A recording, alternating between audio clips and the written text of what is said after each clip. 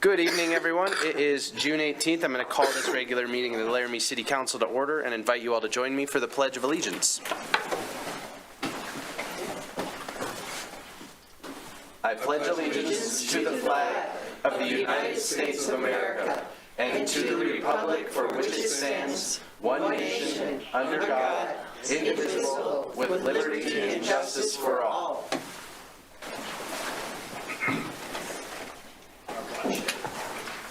I wondered. I thought maybe that was my computer, Counselor. All right. City Clerk, please call the roll. Gabriel. Here. Newman. Here. O'Doherty. Here. Pierce. Here. Richardson. Here. Shumway. Here. Somerville. Absent. Cumby. Here. Harrington. Here. That's 8 present and 1 absent, Your Honor. Thanks so much, City Clerk. We will move on to public comment on non-agenda items. If there's a member of the public wishing to speak to the council on an item that is not on our agenda this evening, go ahead and come forward in the room. All right, seeing none, I will close public comment, and I'm going to recognize the Vice Mayor for one change to our agenda. Thank you, Mr. Mayor. I move that the following changes be made to the agenda. Changes to the agenda be approved. Item 9F be moved to item 10A. Second. Motion by Cumby, second by Richardson. All those in favor say aye. Aye. Opposed say no. All right, that has been approved, and then I will go back to the Vice Mayor to set the agenda. Thank you. I move that the agenda be set as changed. Second. Motion by Cumby, seconded by O'Doherty. All those in favor say aye. Aye. Any opposed say no. All right, the agenda has been set. We'll move on to proclamations, public hearings, and notifications, and I will go ahead and recognize the City Clerk for the first public hearing. Thank you, Mayor. Notice is hereby given that on the 30th of May, 2024, an application was received in the office of the City Clerk for a transfer of restaurant liquor license number R66 to transfer from Night Heron Enterprises, LLC to Night Heron Coffee House, LLC, located at 107 East Ivinson Avenue, Laramie, Wyoming, for a license term of June 19th, 2024 through May 7th, 2025. Public hearing to hear comments or protests relative to this license application will be held Tuesday, June 18th at 6:30 p.m. at Council Chambers, 406 Ivinson Avenue, or via Zoom meeting ID 830-2733-0872, passcode 568025. Action on this application will be considered at the regular meeting of City Council on June 18th, 2024 at 6:30 p.m. in Council Chambers. Anyone wishing to be heard should be present or may be represented by his or her agent at the meeting. Thank you, City Clerk. The public hearing is open. If any member of the public wishes to speak, you can raise your hand on the Zoom call or come forward in the room. All right, seeing none, I will close the public hearing.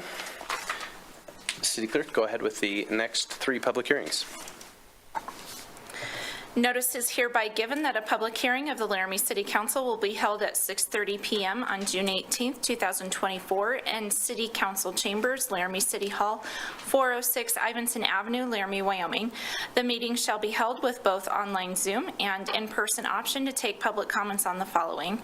FPUD 24-01, the applicant Country Club LLC is requesting a final planned unit development for the Grandview Heights and Grandview Heights Estates PUD, creating an overlay zone for 58 residential lots on a 12.44 acre property in an R3 PUD overlay and Turner Tract overlay zone districts located south of Bill Nye Avenue, generally between Boulder Drive and Glacier Street. PP 24-01, the applicant is the Country Club LLC, is requesting a preliminary plat for the Grandview Heights Estate preliminary plat, creating 58 residential lots on a 12.44 acre property in an R3 PUD overlay and Turner Tract overlay zone districts located south of Bill Nye Avenue, generally between Boulder Drive and Glacier Street. And lastly, original ordinance number 2086 36, adopting the Urban Systems Priority List and the 2024 Major Street Plan as required by WYDOT's Urban Systems Program. The Urban Systems Program requires that each participating community establish a priority list of transportation projects to be funded by WYDOT. All applications, plans, and specifications relative to these matters are available for review at the City of Laramie Planning Office at 405 Grand Avenue, Laramie, Wyoming.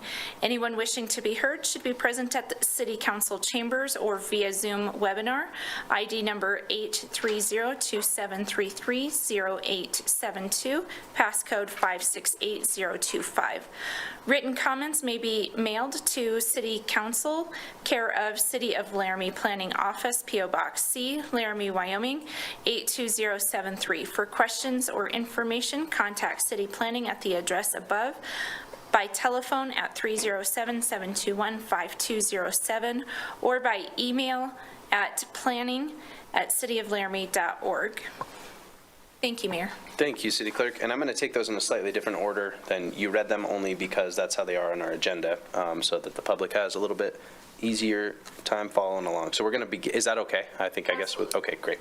We're going to begin then with the Urban Systems Project Priority public hearing. If any member of the public would wish to speak to that, please go ahead and come forward in the room or raise your hand if you're on the Zoom call. Seeing none, we'll close that public hearing. We're going to move then to the final PUD for Grandview Heights and Grandview Heights Estates PUD. Any member of the public can raise your hand on Zoom or come forward in the room to speak during this public hearing. Seeing none, I'll close that public hearing, and finally we will open the public hearing for Grandview Heights preliminary plat. Same as before, come forward in the room or raise your hand on the Zoom call. All right, seeing none, we'll close that public hearing. Thank you, City Clerk. We'll move on to announcements, monthly staff recognition. Assistant City Manager? Yeah, Honorable Mayor, thank you. Could we do announcements from the Public Works Director first? I'd love it, sure.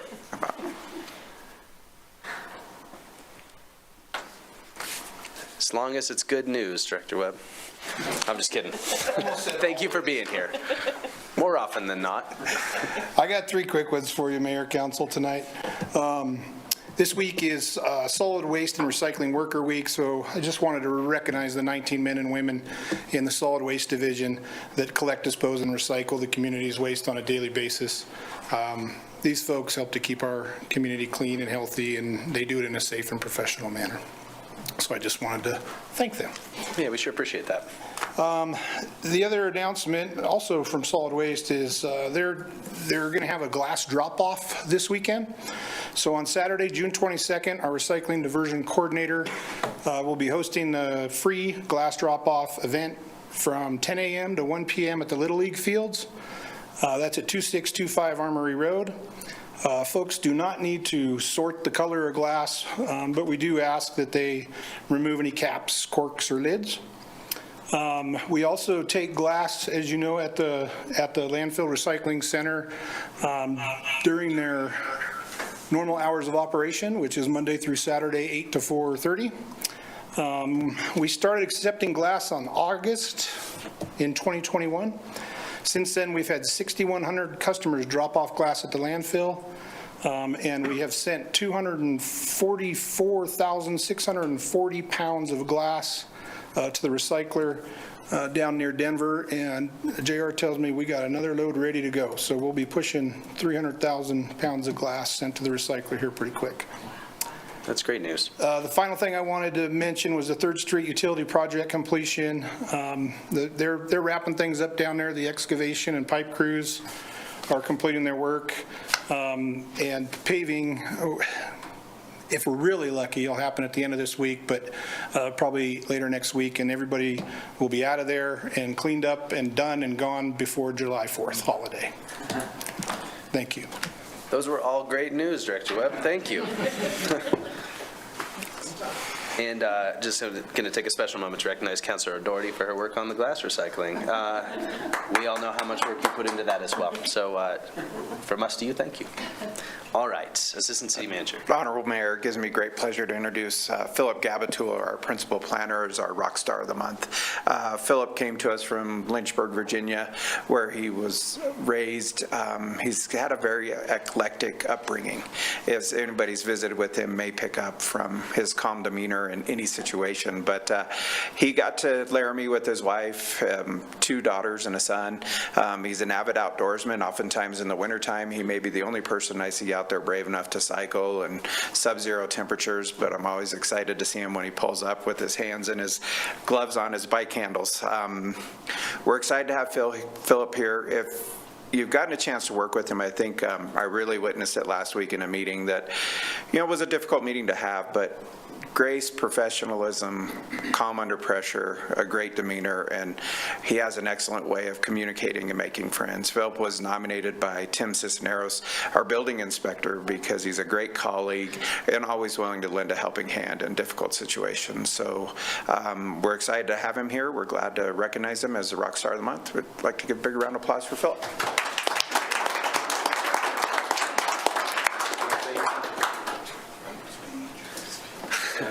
Welcome. Thank you, Honorable Mayor, members of council. Probably will never get the chance to do this again, right? With such great retention that the city of Laramie has, you get this maybe one time.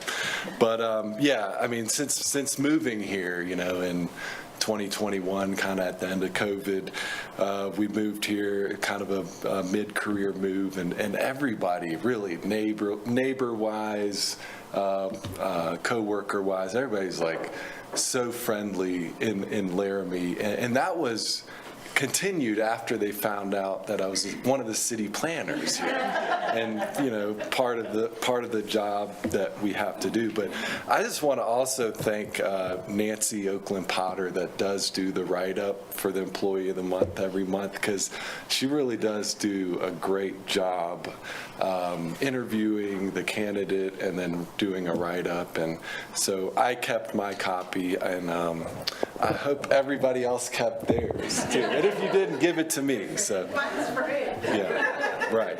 So thank you. And Mayor? Yeah, please, Councilor Gabriel. And Philip, I have a couple of questions.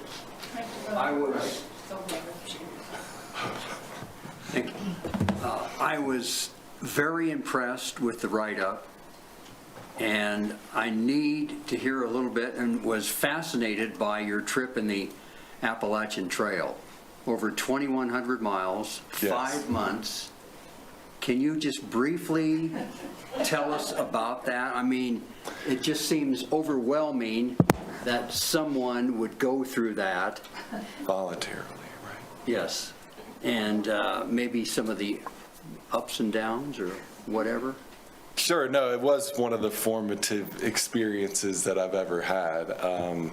But it really was just kind of an idea hatched from somebody else that did it, right? And it goes back to the first people that started doing it in the 30s, and it is actually an idea that is a regional planning idea. I mean, it's across 13 states, 2,100 miles, as mentioned. Benton Mackay was the planner behind it. I mean, I don't believe they called him that at that time, but he was certainly a regional planner that helped form that. So that was also really great to see all those states and see all because it is not like out west where you can see for 50 miles, but it is a lot of times just like you're walking through a tunnel, but there are also nice views along the way. But I tell you, it really makes you grateful, even still, to have a nice bed to sleep in, because most of the nights you're sleeping in a 3-walled shelter at the mercy of really whatever is out in the woods, which out east is mostly just lights from cities, right? That's also a nice thing about living out here that I found is it's you're never too far from civilization, which a lot of people there's a misconception about. So did a lot of hitchhiking getting into towns, so got to do that, and that was fun. But really, it just makes me grateful for everyday comforts, but that goes for anybody that's ever been camping. I mean, that doesn't go away, though, so. But it was a great experience, so. Would you do it again? Well, the plan is, one day to maybe do like a 40th anniversary of my hike in '07. Who knows? God willing, right? Thank you. So, thanks. Thank you, Counselor. Mr. Gabatuller, thank you. We know the work you do, and we share in the excitement of you winning this as well. So thank you. All right. Any other announcements from staff? All right. We'll move on to disclosures by city council members. Any disclosures this evening? Okay. We're going to move to the vice mayor for approval of the consent agenda. Thank you. I move that the consent agenda be approved and that each specific action on the consent agenda be approved as indicated. Second. Motion by Cumbie, seconded by Pierce. City Clerk, please call the roll. Gabriel. Yes. Newman. Yes. O'Doherty. Yes. Pierce. Yes. Richardson. Yes. Shumway. Yes. Somerville. Absent. Cumbie. Yes. Harrington. Yes. That's 8 yeses, 0 noes, and 1 absent, Your Honor. Thank you, City Clerk. The consent agenda has been approved. We're going to move on to item 10A, and for those following along at home, that used to be 9F. Councilor Richardson. Thank you. I move to approve Resolution 2024-51, authorizing the City of Laramie, Wyoming, to enact a reimbursement resolution to pay for equipment expenditures and seek reimbursement for proceeds of one or more tax-exempt leases for the fiscal year 2025 and 2026 biennium, and authorize the mayor and city clerk to sign. Is there a second? Second. Motion by Richardson, seconded by Cumbie. Director Wade, welcome. Good evening, Honorable Mayor, City Councilors. The item before you this evening is a once-a-biennium resolution, and so if it looks unfamiliar or not as familiar to some of you, that actually is completely normal. And so we present to you a reimbursement resolution so that we can be compliant with Section 103 of the Internal Revenue Code, which requires, if we are to receive reimbursements for lease purchase proceeds, that we declare it in advance so it can be counted as a qualified expenditure for financing. So in a nutshell, that's what we're doing. If we do not declare a reimbursement resolution as a city and you approve it as the governing body, then we have to time each of our financings around the delivery date of equipment. And if you have been paying any attention over the past 3 years, you'll know how erratic that is. Even in the good days, that was difficult to manage because it takes about 8 weeks from start to finish to put out a bid for financing for lease purchases, to give people time to respond to that bid, to award that bid, and then to prepare the council materials and get them before you. So that's some time between a 6 and 8 week time period. And if you don't have a reimbursement resolution, you more or less have to time that with your equipment delivery date. And so this reimbursement resolution really does decrease administrative burden and cost. You'll notice that for the current biennium, if you look on your summary sheet, we're estimating financing across all funds of about $6.4 million in lease financing. We have a $10 million limit per year, and that amount is higher than normal because we have 2 fire engines, which of course is going to really elevate that total. With that, I believe my introduction is complete, and I would open it up for any questions you may have. Thank you, Director Wade. Council, any questions? Okay. Thank you. We'll turn this over to the public. If there's any members of the public wishing to speak to this item, come forward in the room or raise your hand if you're on Zoom. Seeing none, back to the council for comments before the vote. All right, seeing none, City Clerk, please call the roll. Gabriel. Yes. Newman. Yes. O'Doherty. Yes. Pierce. Yes. Richardson. Yes. Shumway. Yes. Somerville. Absent. Cumbie. Yes. Harrington. Yes. That's 8 yeses, 0 noes, and 1 absent, Your Honor. Thank you, City Clerk. That item has been approved. We'll move on to item 11, Council Member Gabriel. Thank you, Mayor. I move to approve the bid for crossover water project to Big Hunks Excavation, Inc. of Laramie, Wyoming, in the amount of $131,000 with a contingency of $13,000 for a total amount not to exceed $144,000, and authorize the mayor and clerk to sign. Is there a second? Second. Motion by Gabriel, seconded by Pierce. Director Webb, welcome back. Mayor, council, good evening again. Super happy to say we were able to round out some numbers on this one, no cents or pennies, which is nice. Anyway, the 2024 crossover project, the two transmission lines that run from the water treatment plant run pretty much side by side, a 20-inch and a 24-inch. Then they get into town and they diverge and kind of go different ways. Currently, those aren't connected anywhere. Staff brought this up a couple of years ago and said, you know, if we could connect those where they diverge from each other, it gives us a lot more opportunity to move flows where we really need them to go. So we went out for design. Sunrise Engineering designed the project for us. We went out to bid in May.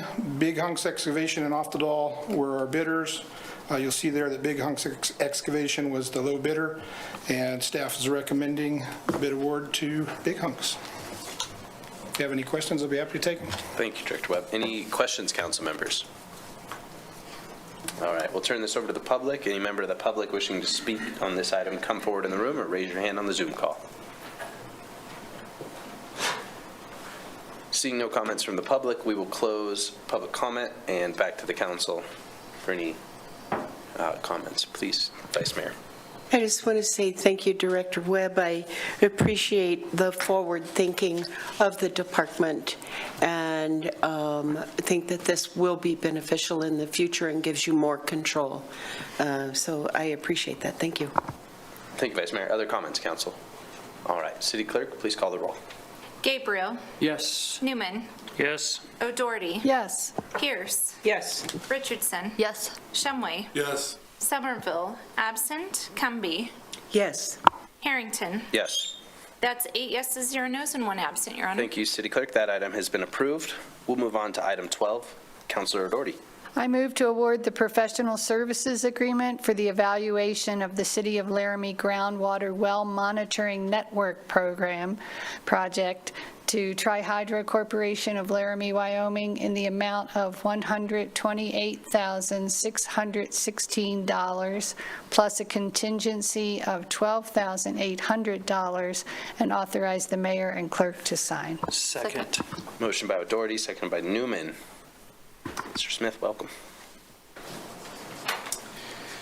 Mayor, City Council, what you have before you is one of the recommendations from the 2023 CAP update, and it's just to look at the entirety of the monitoring program, look at the 10 existing wells, see what information they actually gather, the design, the construction of those wells, and then to look at the potential for expanding that network and seeing if we were to expand it and add wells to that network, where makes the most sense? Where do we get the best bang for our buck?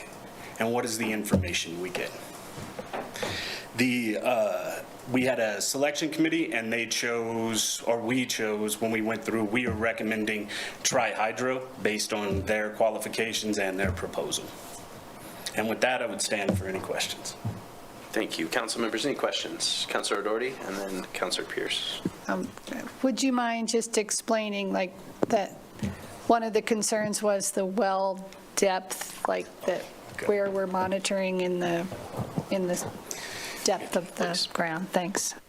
Mayor, through you, with a monitoring well, typically that is completed toward the top of the, toward the top of the aquifer. And a production well is completed to the bottom of the aquifer, right? So you don't have cavitation, you don't, the funnel and the influence when you're pumping. So some of the wells we currently have in our system are production wells. They're older ones, they were free, and we're allowed to go through and monitor those and take samples. And that data can be misleading, because if it's at the bottom of the aquifer, typically the contaminants are going to be higher up. And so some of that information may be misleading. it doesn't fit into the program because of the depth and because of the design. So looking at those and trying to parse apart, is this data good? Can we trust this data?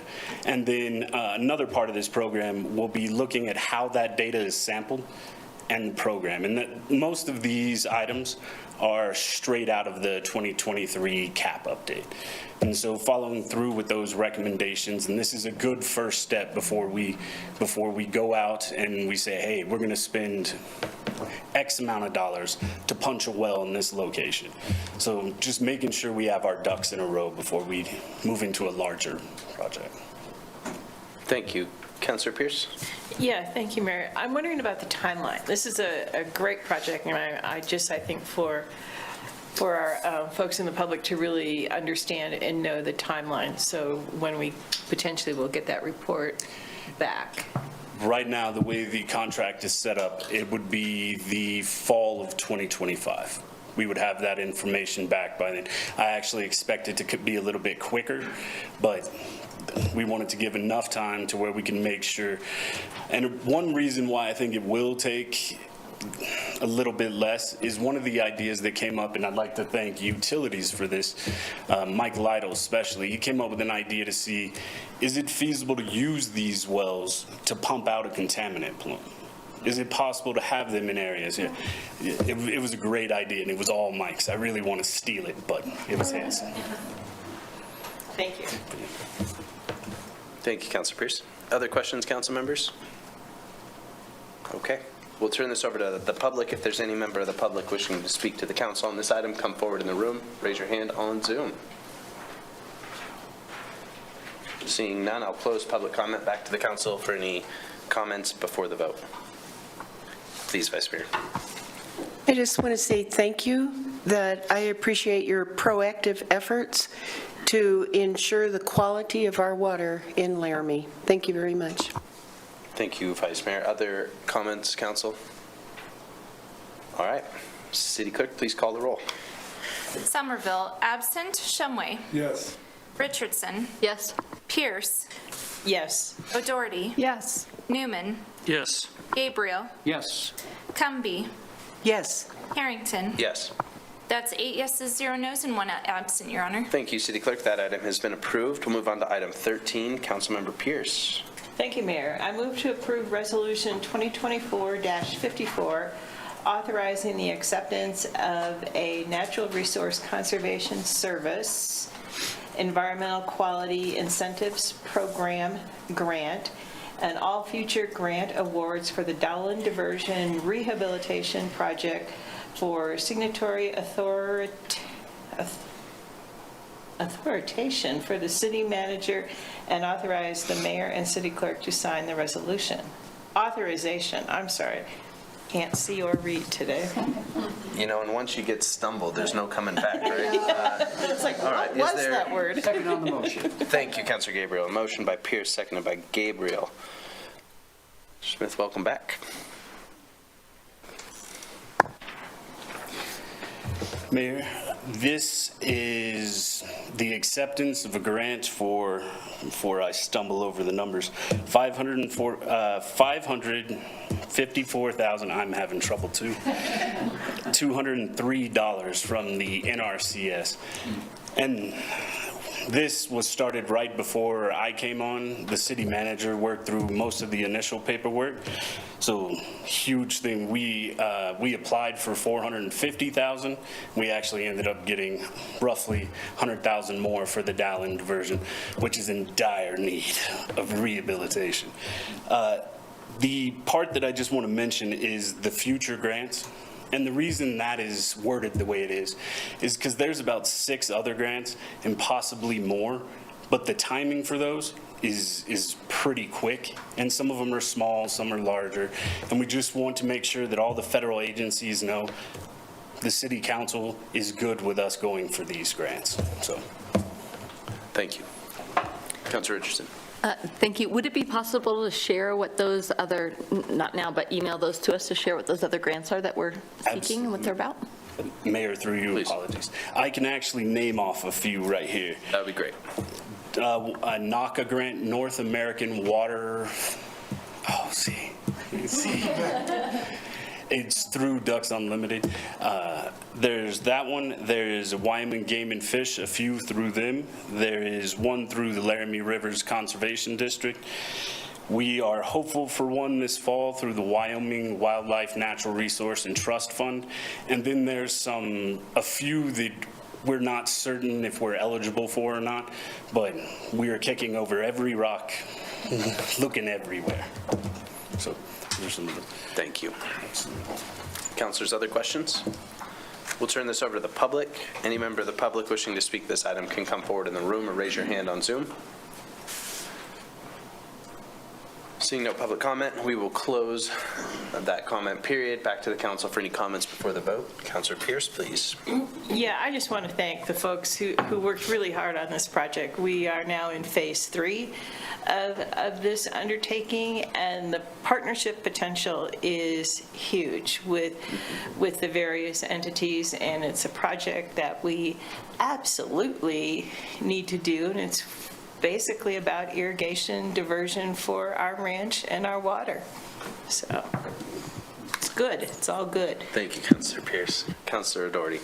I can't let the Dallin diversion topic go by without talking about fish migration, and I mean, this is a great step for us, but I think one of the most important aspects is the safety, and that we're not putting people in a dangerous situation with that old diversion. So thanks, and you could say you earned your keep here with all of these grants you're bringing in. Thank you so much. Thank you, Councilor Doherty. Other comments, council? All right. City Clerk, please call the roll. Pierce. Yes. O'Doherty. Yes. Newman. Yes. Gabriel. Yes. Richardson. Yes. Shumway. Yes. Somerville. Absent. Cumby. Yes. Harrington. Yes. That's 8 yeses, 0 noes, and 1 absent, Your Honor. Thank you, City Clerk. That item has been approved. We'll move on to item 14. Councilmember Richardson. No problem.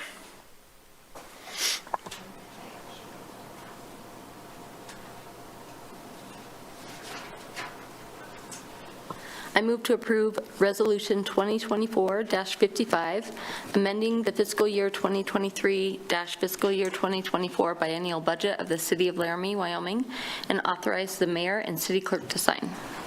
Second. Motion by Richardson, seconded by Cumby. Director Wade.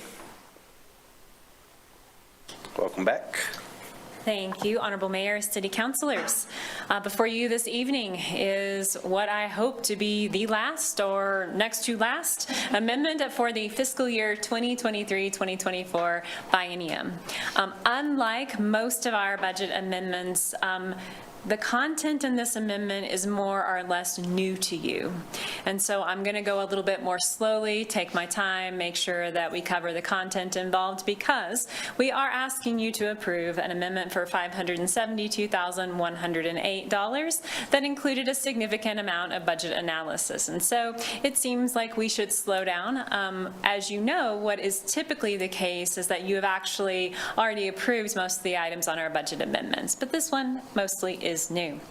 In government funds, we're asking you to increase a total of $164,705, and in our enterprise funds, we're asking for an increase of $407,403, about half of that you've already approved.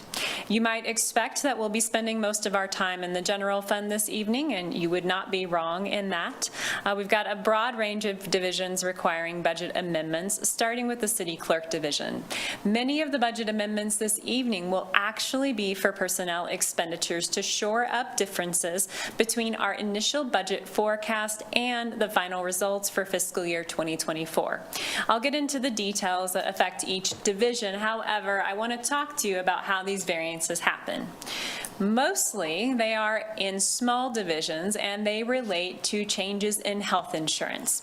So if you have a 2 or 3 person division like city clerk, and an employee moves from single coverage to family coverage, the division will not have sufficient personnel budget by the end of the year to cover those changes. And of course, with our new budgetary controls and our software, we're a little bit more on top of those things than perhaps we were in the past, where you might see these things 3 months later. So the great thing about our new software is we're seeing them earlier, which is why I hope this is one of our last amendments of the fiscal year. So that's one reason changes to forecast can happen. Other reasons changes to the personnel forecast can happen include reclassifications and things that the budget team just simply doesn't know about when we prepare the personnel forecast in January or February, and then you consider the budget in May. And so there's quite a lag in between when that personnel budget is forecast and when we actually see it enacted in the next fiscal year. And finally, the other reason it can change is due to simple human error. And I'll point out what of those situations occur and when. In the City Clerk's division, the $10,000 that we need to close out the year relates to changes in the health insurance forecast. In the IT division, we're recommending a $52,000 increase for 2 distinct items. The first is a $37,000 increase to personnel appropriations. Now, this increase to personnel appropriations is not due to differences in the personnel forecast from the budget team. It is actually related to the compensation adjustments that you'll remember we implemented I think February for most staff.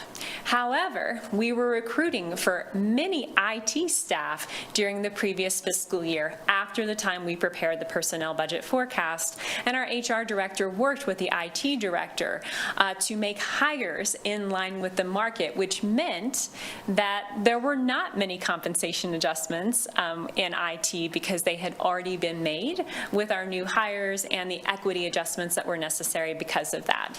And so we needed to distribute the compensation adjustments for the entire year in IT, whereas for the rest of the staff, we only distributed for the half of year. The remaining $15,000 increase in appropriations in IT is due to changes in software maintenance fee costs that have gone up from our initial projections, and that is from Director Rhodes. In the Municipal Court Division, we're recommending a $7,000 increase to correct the forecast for the judge's salary. So your former judge and your current judge both earn $67,000 a year, but when I went back to the budget forecast, we had forecasted at $60,000. And so that is a simple error that we are correcting at this time. In the HR division, we're recommending a $25,000 increase to fund higher than expected spending on the employee assistance program. Now, you'll remember from the budget you just considered, you also just approved this amendment for 2025 as well. So we need to also increase appropriations in 2024 because of the spending that's already happened in the current fiscal year. You'll see a transfer between the Police Administration and Operations Division and the Animal Control Division for $11,390. Chief Brown is exceptionally good at making the most of his staffing, and he is retooling a little bit to achieve a more efficient staffing model in between some of his divisions. And so this is just a movement in between, not an increase in personnel. In the Fire Administrative Division, we're recommending a $100,000 decrease in order to fund the most significant item in the general fund, which is the increase to the EMS division of $300,000. We'll spend a fair amount of time talking about this, and the chief will contribute as well. The $300,000 increase in the EMS division can be broken out into 3 categories, and we're going to go over each of these so you understand what's going on and we can talk to you appropriately about it. About $230,000 of this amendment is related to overtime cost. $45,000 is related to the civilian driver program, and $25,000 is related to changes in health insurance. So $25,000 is just changes in estimate. The other 2 are bigger issues. As you know, starting in 2021, overtime costs in this division started experiencing sharp increases, moving from an average of $220,000 pre-pandemic for overtime to an estimated $365,000 in fiscal year 2024. The cost increases are really driven by 2 factors. First is the maintenance of minimum staffing, a minimum staffing standard, which is required to address call loads. And the second is because of increased employee absenteeism.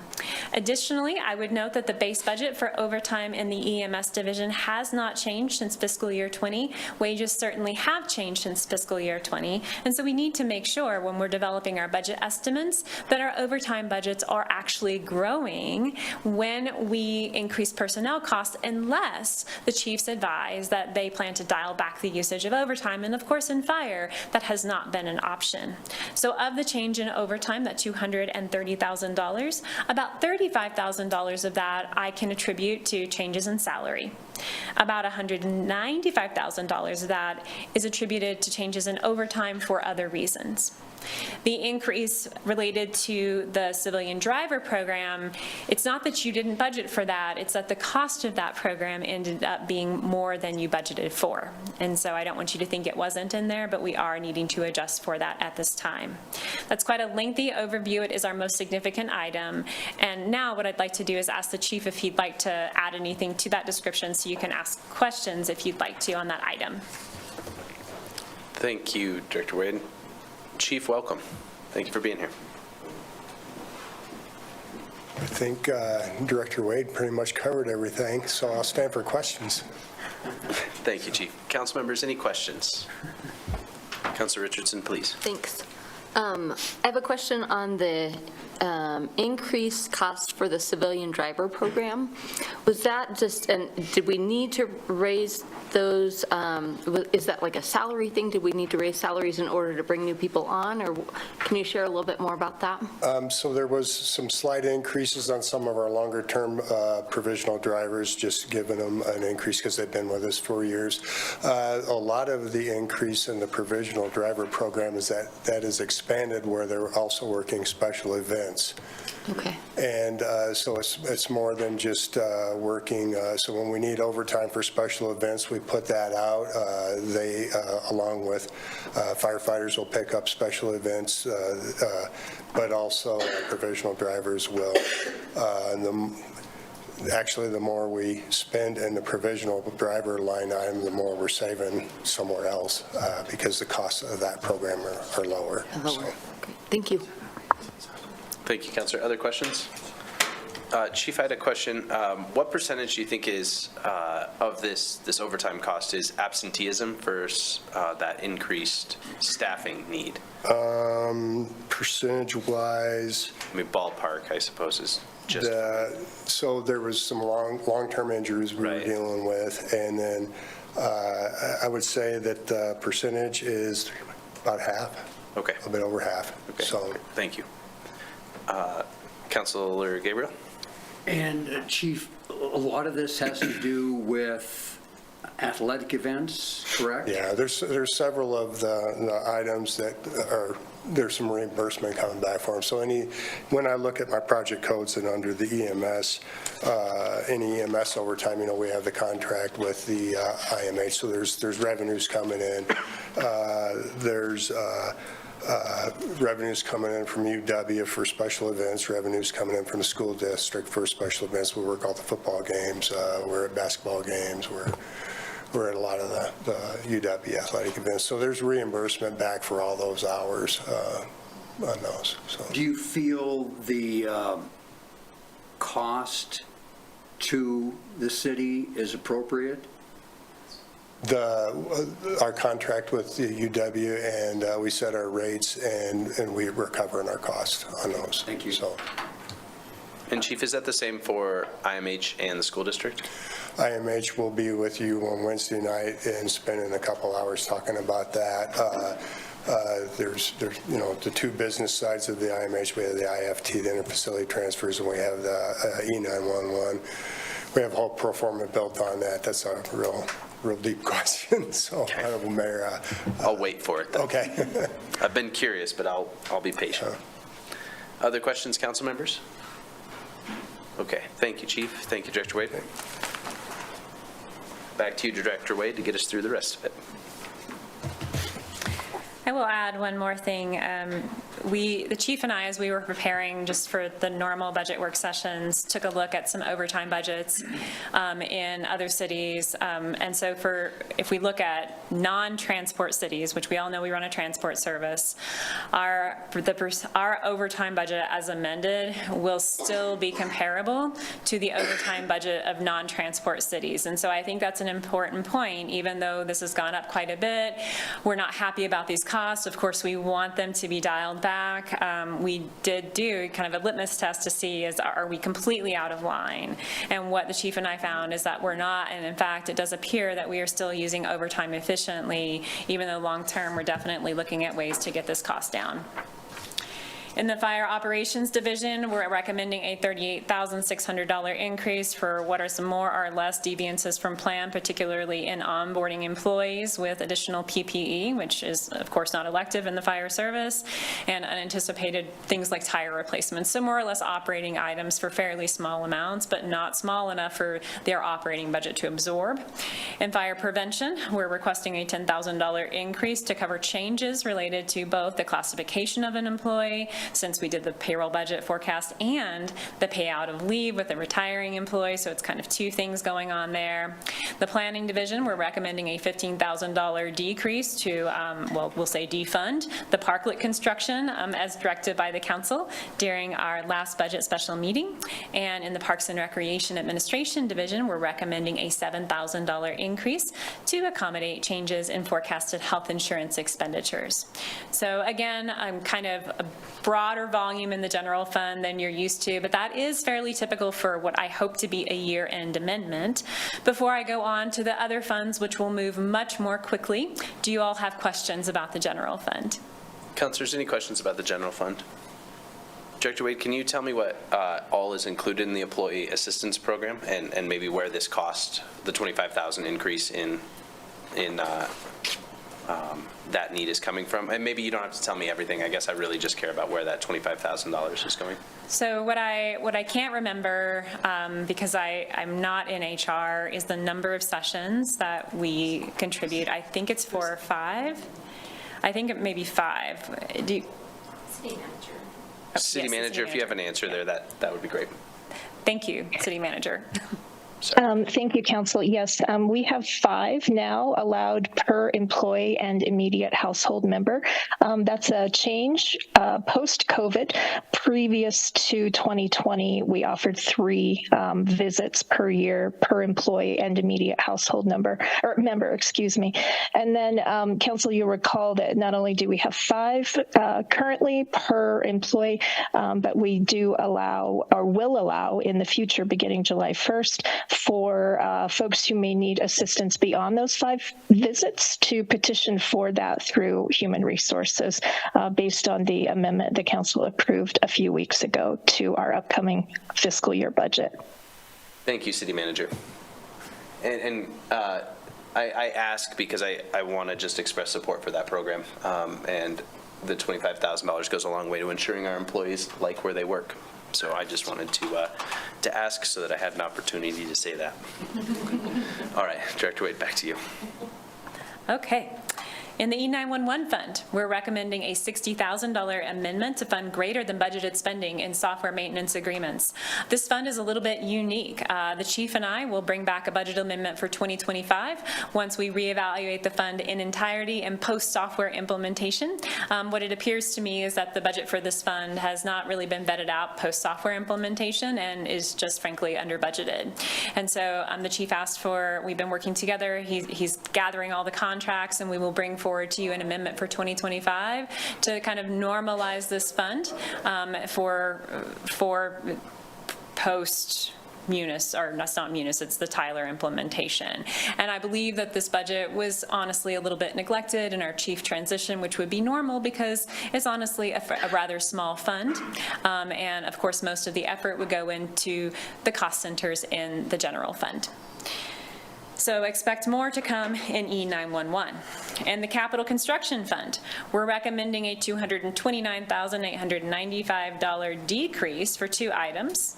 We are moving for $500,000 the Station 1 dorm remodel project out in the capital plan. If you'll remember, your city manager recommended and you approved a public safety facility analysis that will kick off in fiscal year 2025. So this project moved out in the plan because we will halt investment in those public safety facilities until we have a more comprehensive plan for where that cluster of facilities is headed.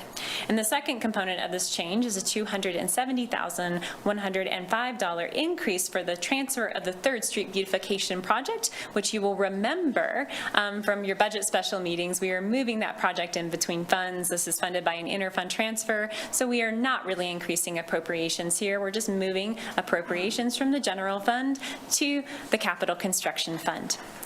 In the water fund, we're recommending an increase of $367,086 for the City Springs property purchase.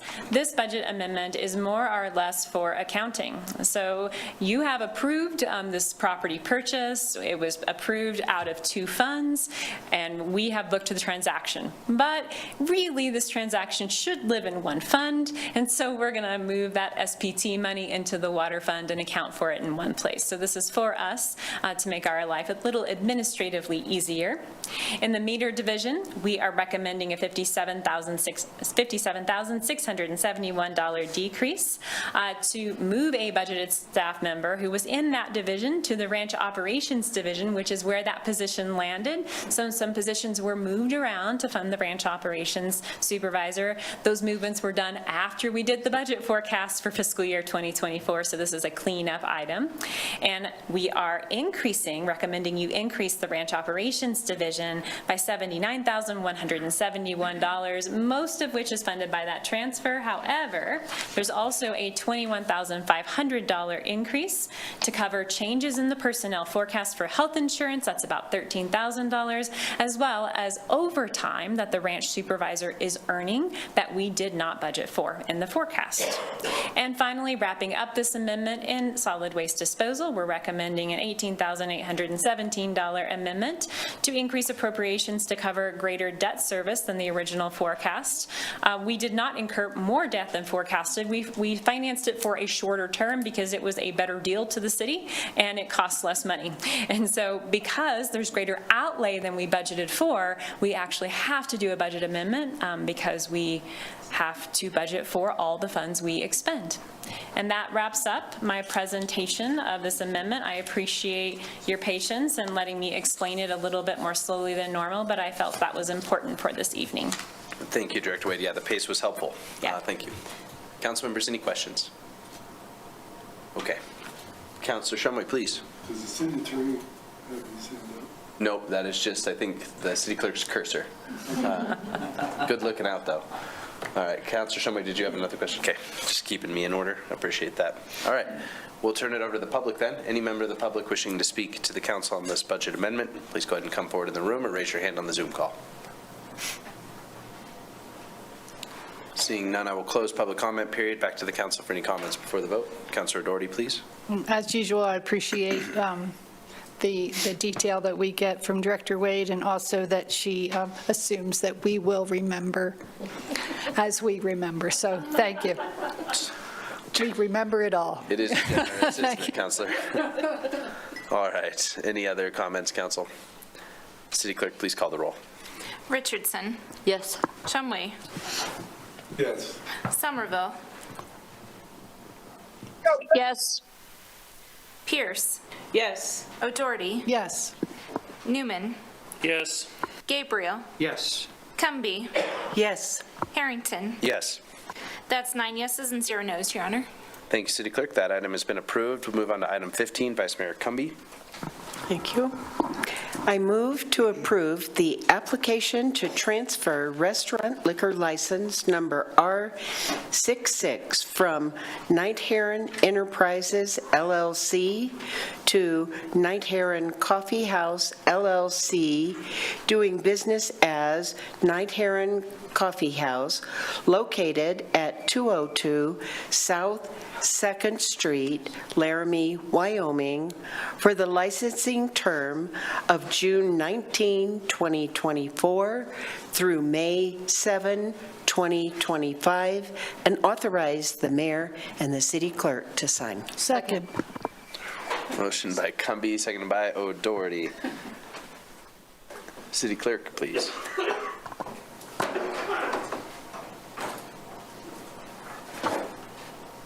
Mayor, just, if I could have just 1 minute. Yeah, of course I'm you can. looking at this. Yeah, that's what I thought. Mayor, if I could request an amendment to the motion and to my cover sheet. Apparently, I did not get the address corrected from one of the previous items you voted on. Okay. So if I could have the address corrected to 107 East Ivinson. I apologize for the mistake there. City clerk, it's amazing that you caught it on the fly like that. Councilors, I would entertain a motion if anybody's got that ready to go. Councilor Richardson, please. I would move to change the address from 202 to 107 East Ivinson. Is there a second? Second. Motion by Richardson, seconded by Gabriel. Any discussion, council members, on the address change? We'll go to the public on this. If there's any member of the public wishing to speak to the address change, go ahead and come forward in the room. Okay, seeing none, council. Any comments? And City Clerk, I'll have you call the roll on the amendment when you're ready. Gabriel. Yes. Newman. Absent. O'Doherty. Yes. Pierce. Yes. Richardson. Yes. Shumway. Yes. Somerville. Yes. Cumby.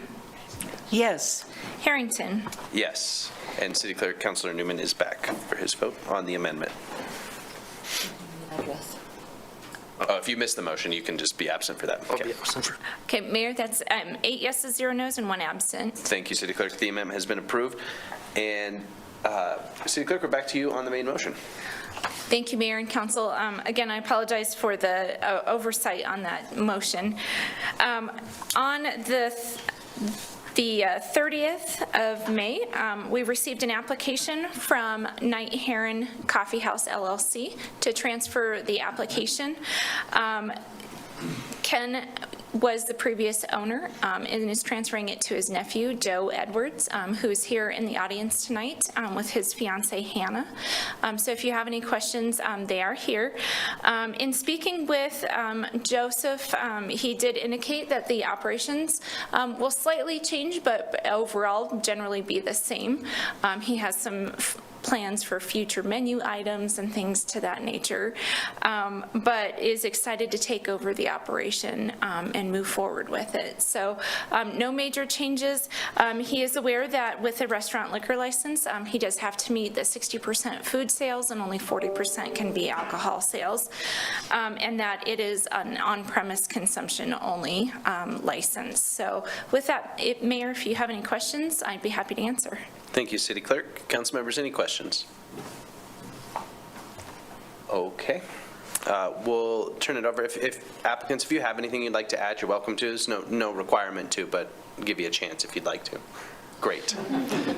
All right, we'll turn it over to the public then. Any member of the public wishing to speak to this transfer can go ahead and come forward in the room or raise their hand on Zoom.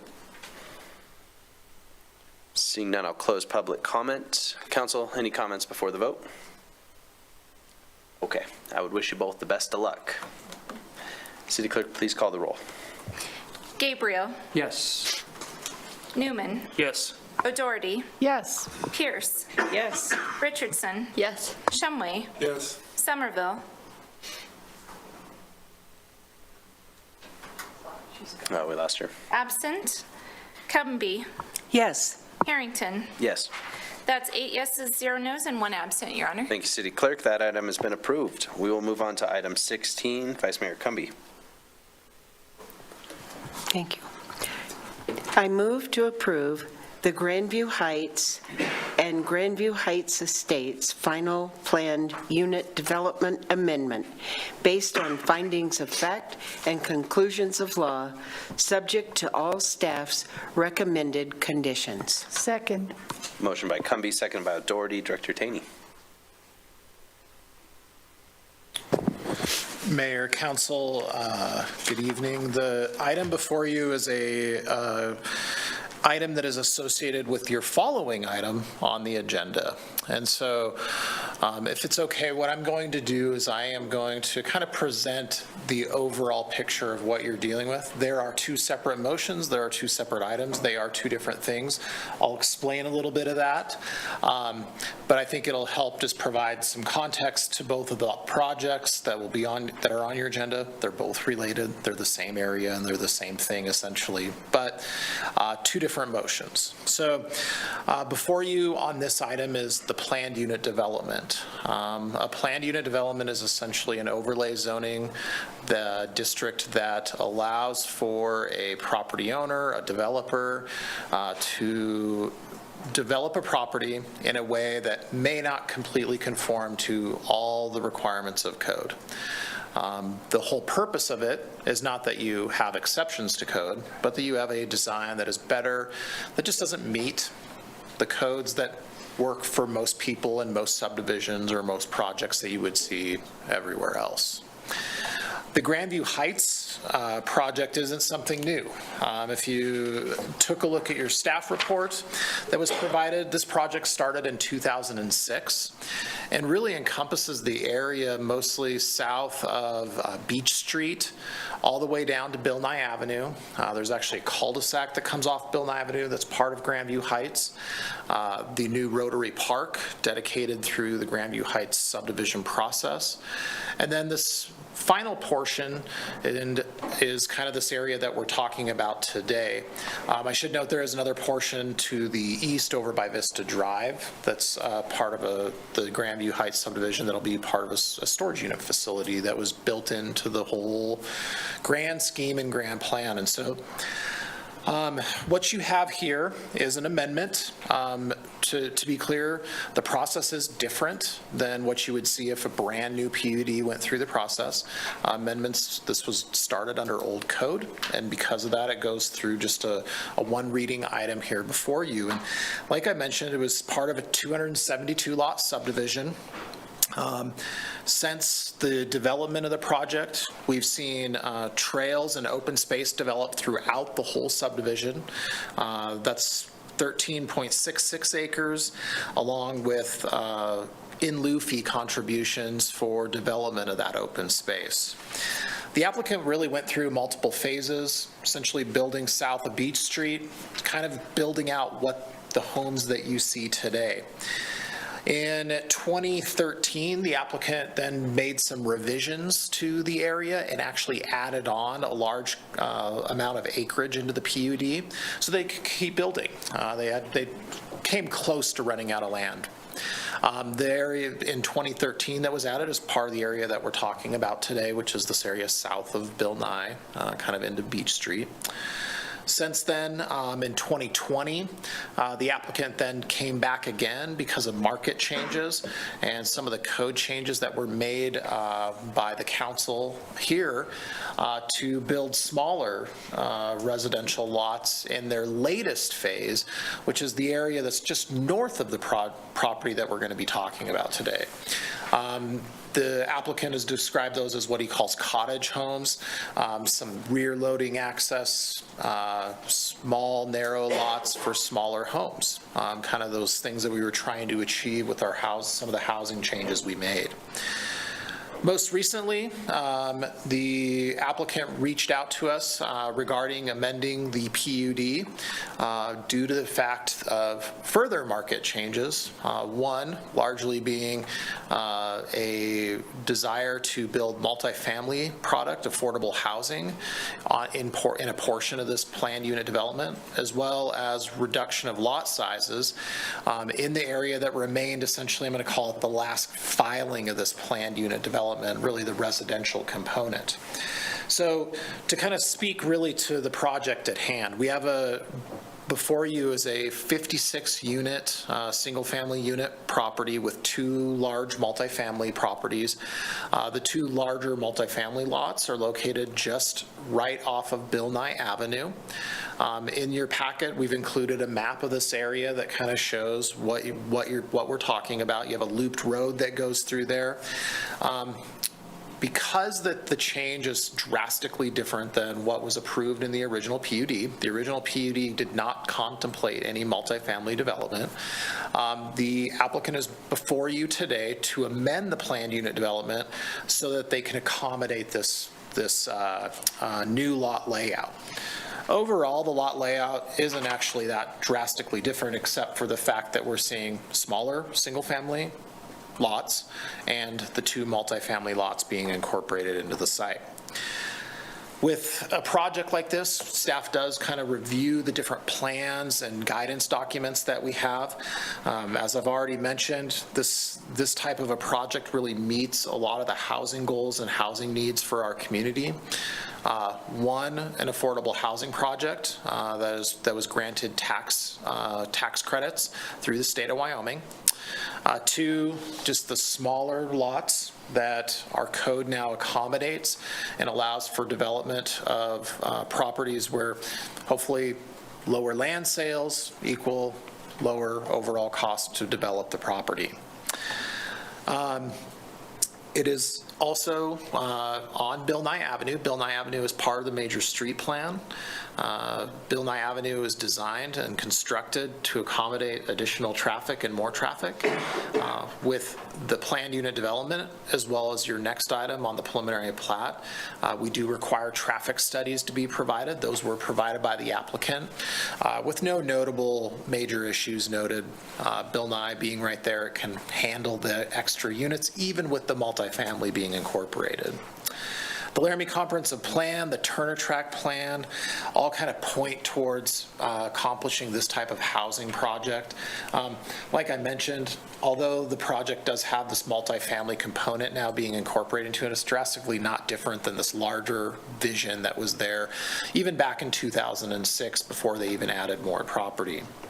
I will note this is not in the Casper Aquifer Protection Area, so if you were curious about that. This is noted also as an important area in our Parks and Rec Master Plan. As I mentioned earlier, Rotary Park is a piece of property that's actually due east of this site that is currently under design or almost done with design. It will be under construction. Bids today, so that's even great. So, what we're seeing though is a conformance with the Parks and Rec Master Plan and providing a large park in this area that was deficient in park space. And with that, on projects like this, we do also analyze for requirements of our municipal code. Overall, lot layout meets all required zoning. The property is zoned R3, which is our multifamily zoning district, but we'll have a PUD overlay, and I'll get to that in a moment. General street access comes off of Bill Nye Avenue and 2 access points. Like I mentioned, it's kind of 2 looped roads through the area that provides access to the single-family homes and multifamily properties. Parkland dedication will occur through this process because of the changes in the PUD and the next item of the preliminary plat. We'll see an additional amount of fees to be provided for the current lots that will be developed as part of this project in the amount of $89,680.50 that will most likely be used in Rotary Park right next door. Stormwater management was also reviewed through this process. I note that we had some questions during Planning Commission about that. Generally speaking, the water in this area, the stormwater that comes off streets kind of runs towards Rotary Park. It's where it has historically gone. There's actually a large depression there at the south end of Rotary Park. Will go into a regional detention area and then is released at the historic rates into the county, which eventually then goes all the way to I-80 and then towards the river. Just to be clear, we're not impacting county properties with any more stormwater than originally was already going on to those properties, as that's the requirement of the city and what we do for those neighbors, whether they're in the city or not. So this property is served by city water and city sewer, which is common of all projects within the city. So for planned unit developments, we basically have three major components that we look at. One is that the final planned unit development complies with the preliminary PUD. Hence the amendment. The amendment is needed to ensure that it does. Your next item on your agenda is the preliminary plat, because this development has had enough modifications that a new preliminary plat is required to ensure its conformance with our requirements of code. The proposed layout and design of the PUD is in compliance with the preliminary PUD, but also relates to the lots, blocks, and layout and access. We've deemed that adequate for where this is located based upon the density and the zoning district that it's in. One thing that I'll note, and it'll be something that I know that I'll have some city engineering staff, William Winkler, come up and talk about, and I know that the developer who is here also will speak to. One of the items that we are considering, and that is part of this project, is that the applicant is requesting a 50-foot right-of-way. Traditionally, city rights-of-way are 60 feet. In our code, if we allow for a 50-foot right-of-way, parking is only included on one side of the street. The applicant desires to have parking remain on both sides of the street. To let the council know, the remainder of the Grandview Heights PUD does include parking on both sides of the street within that 50-foot right-of-way. With this new phase, we had an opportunity to reevaluate that, and we feel that the parking on one side of the street is desired and is what we would like to see. And so that is our staff recommendation. That's included both in your PUD as well as in your preliminary plat recommendation, which is in your next item.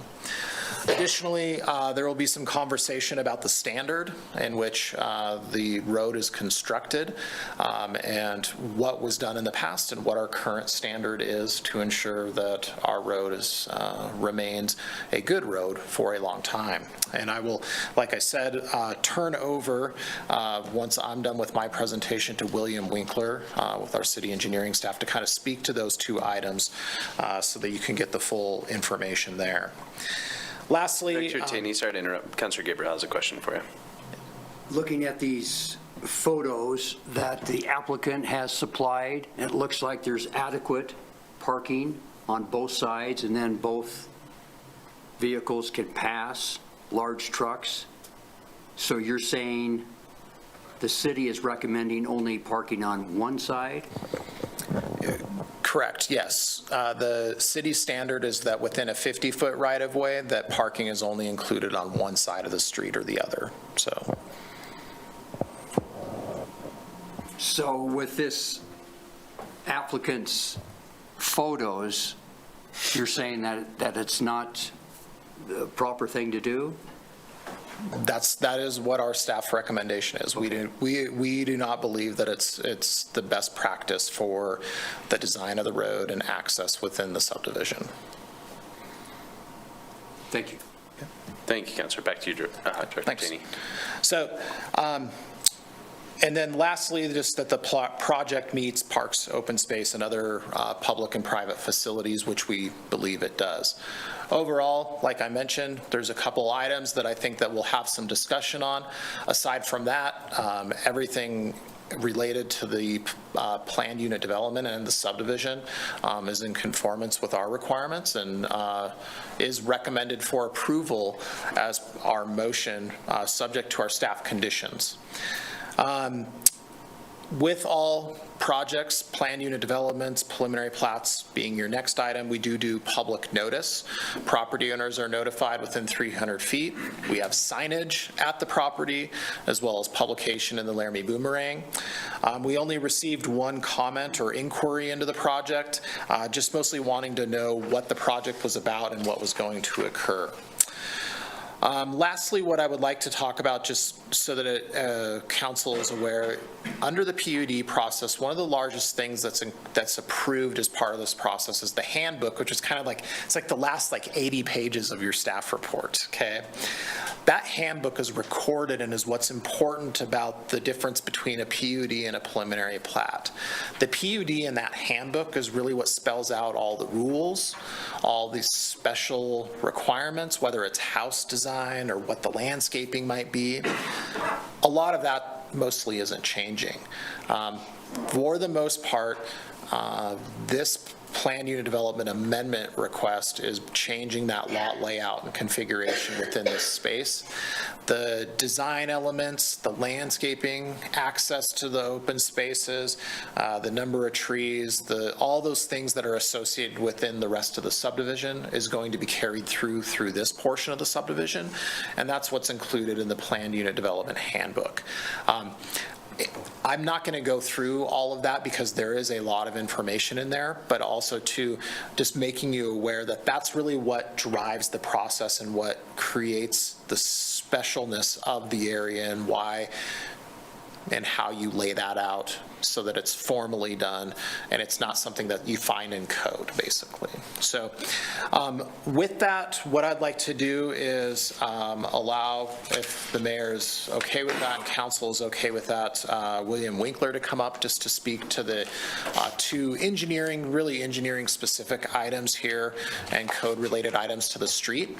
That way you kind of have all our information, and then we will be available for questions. Like I mentioned, the applicant is here as well. I know that he has some information that he would like to present, and that is all I have. Thank you. Thank you, Director Taney. Mr. Winkler, go ahead and come forward. Welcome.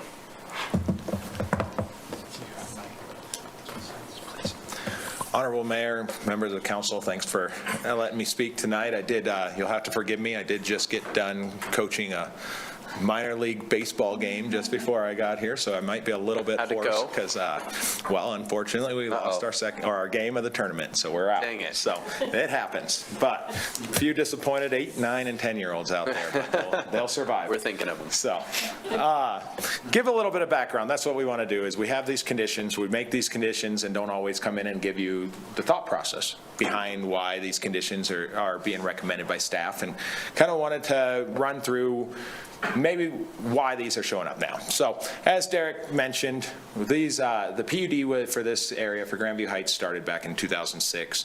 A lot's changed since original. So we've done a lot of studies, we've done a lot of research into what we have, what's existing, what's working. We get complaints from the public. We're trying to make recommendations based on what we're seeing and what we're hearing from the citizens in the area.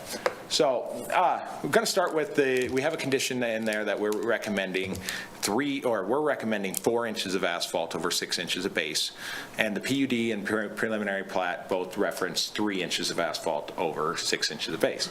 Seems like maybe not that big of a deal. We're arguing about an inch of asphalt, but ultimately comes down to kind of a big deal for staff as far as trying to maintain City Council's goal of maintaining or increasing our PCI throughout the city. So when we start looking at the asphalt depths, in 2017, the city did a pretty comprehensive study, update to our study. So originally we did it in 2010. It was a soil study with pavement recommendations throughout the city. When what we did is we took borings throughout the city, through every different type of area that we could. We took all these boring informations that we got from projects and developments and different things and compiled that information, went out and evaluated how streets are performing, and got recommendations from Dowell HKM at the time, did this report and gave us a study. And as you see, we have various soils throughout the city. Every color up there is our different soils, so we have 5 zones.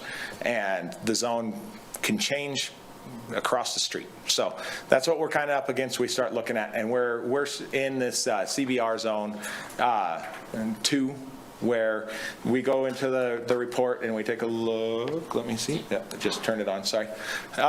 This happened last time. Do you mind moving that text box just a little bit, please? The text box came up right on the ones that we're looking at. We're looking at a local street in that soil zone 2, and as you can see, we have two different options in here: rigid pavement, flexible pavement. Asphalt's your flexible pavement, concrete's your rigid pavement. So we look at it for all of our local streets in soil zone 2, the recommendation is 4 inches. And that's going to be something you see consistent. Our minimum depth that we recommend is 4 inches throughout the city of Laramie. So why is this a big deal? Well, we have a lot of subdivisions that are coming through, right? We have a lot of people that are trying to put in the different subdivisions, and we're trying to stay consistent for each of these subdivisions. So we want to treat everybody the same way. And I was approached, or the city engineering office was approached with a subdivision up in Indian Heights recently. Went through the process of they wanted to put in 3 inches of asphalt, and kind of asked staff to get it evaluated, and we told them they could pull a geotech report by their geotech independently and try and give us a justification for 3 inches over 4 inches. So we worked with them. Ultimately, the geotech came back and told the developer, I can't make a recommendation that the 3-inch cross-section is better for the city of Laramie than the 4-inch.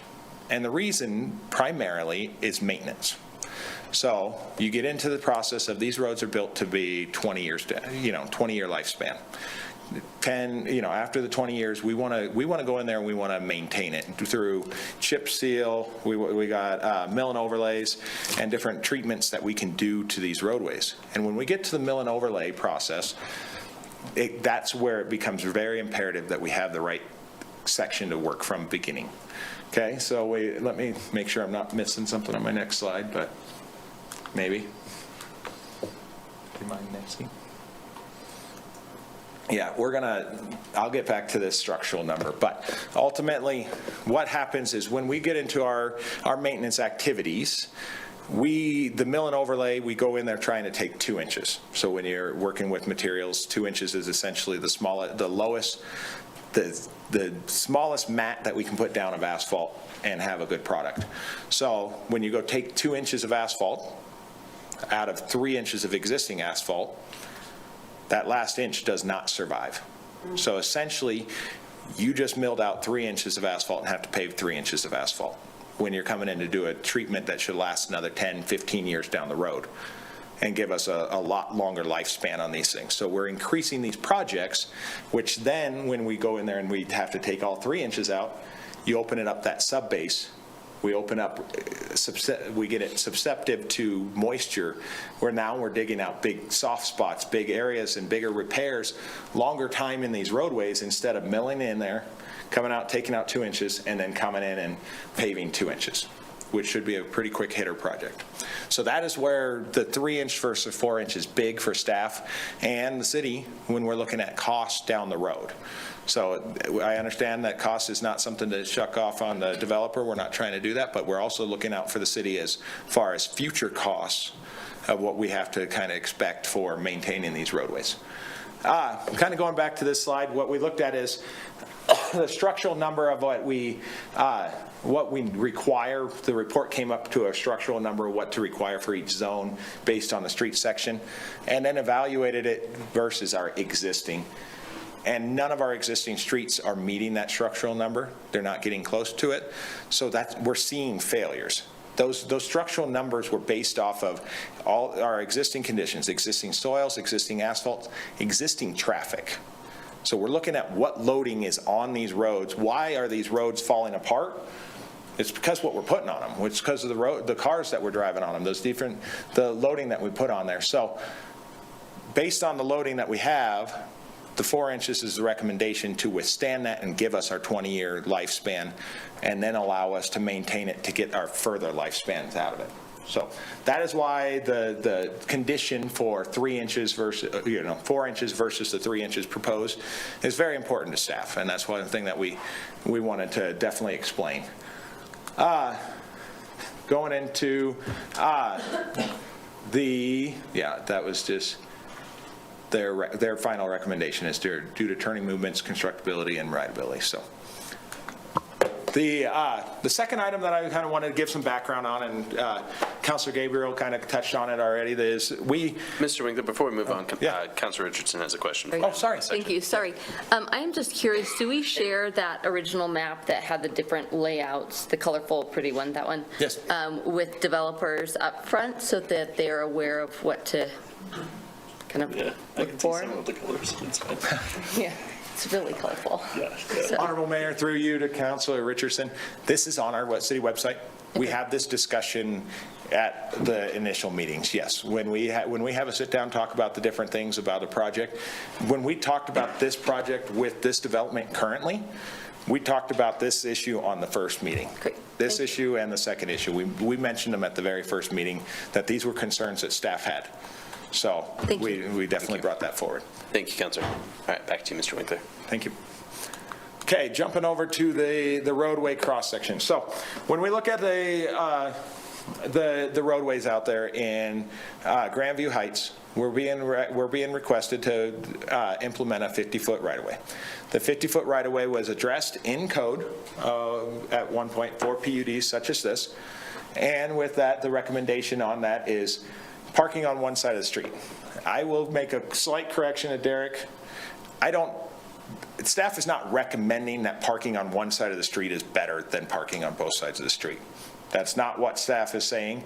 But in this cross-section, with the amount of asphalt that we have being provided, we feel it is a safer installation to not have 2 lanes of parking on this section.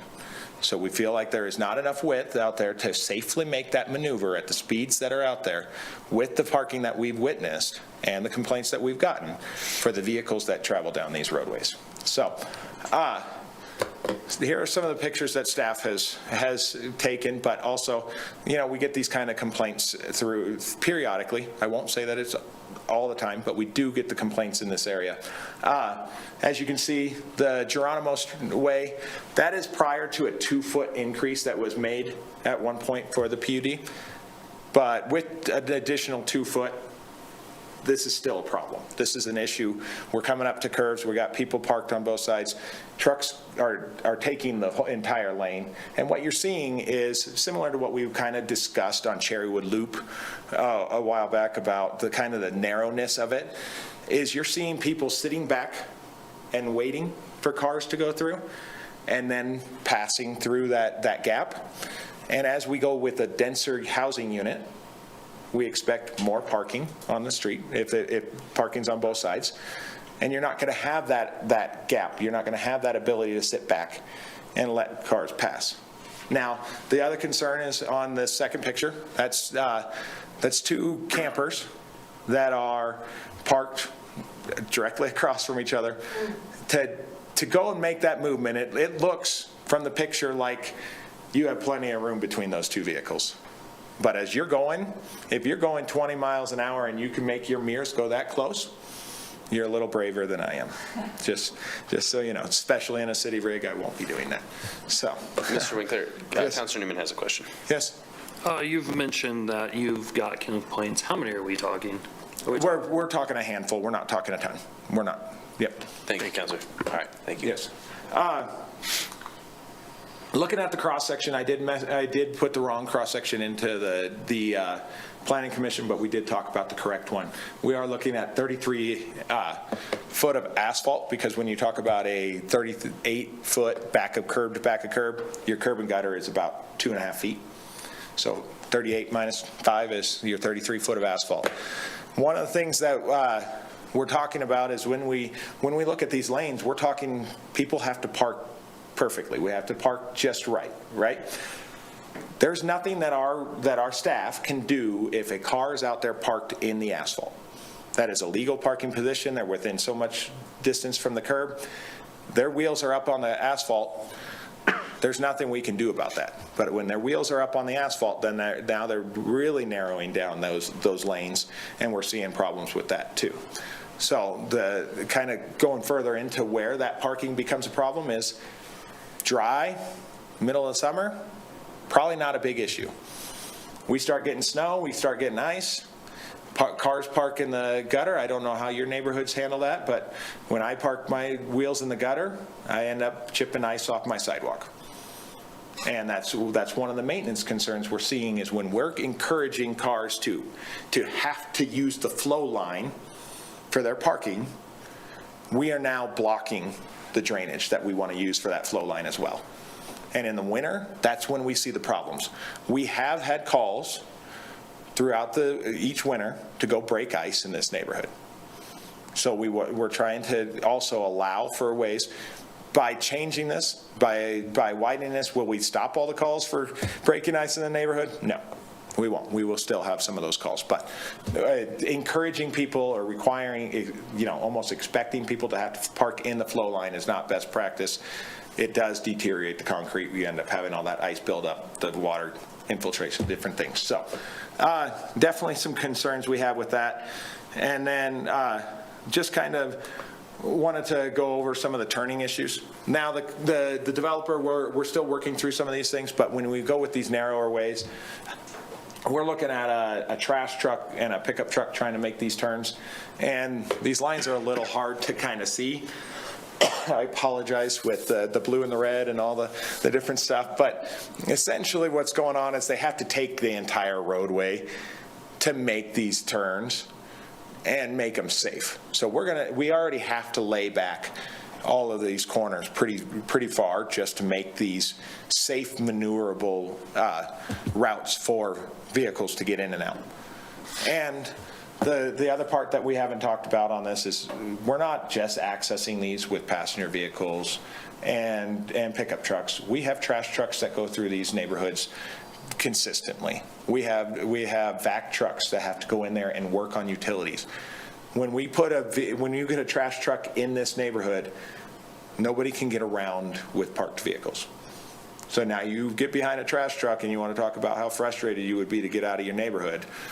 It's going to be pretty frustrating to be behind that trash truck every pickup that it has and not be able to get around it. So these are the concerns we had. We wanted you guys to understand where staff's coming from with our recommendations and be available to answer questions. So, thank you, Mr. Winkler. And Director Taney, if this is not amended, would this be approved then with your recommendation for one side of the street parking?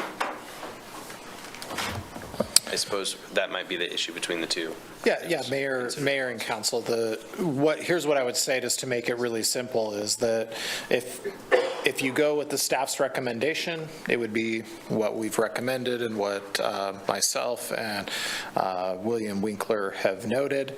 If the council so chooses not to follow city staff's recommendation, you're looking at condition number 2 for the parking, and condition number 3 for the base and construction standards. Okay? And then you would want to make amendments to those 2 items. And then numbers one more time. Condition 2 is number 2 is parking, and number 3 is construction standards related to the asphalt depth and base of the road for a local street. Thank you, Director Taney. And then I'll tell you the numbers on the next one if it matters. Okay? Great. Thank you. And I would love to hear from the developers if you have anything to add. Thank you for sticking around so late with us. Appreciate it. And thank you for being here.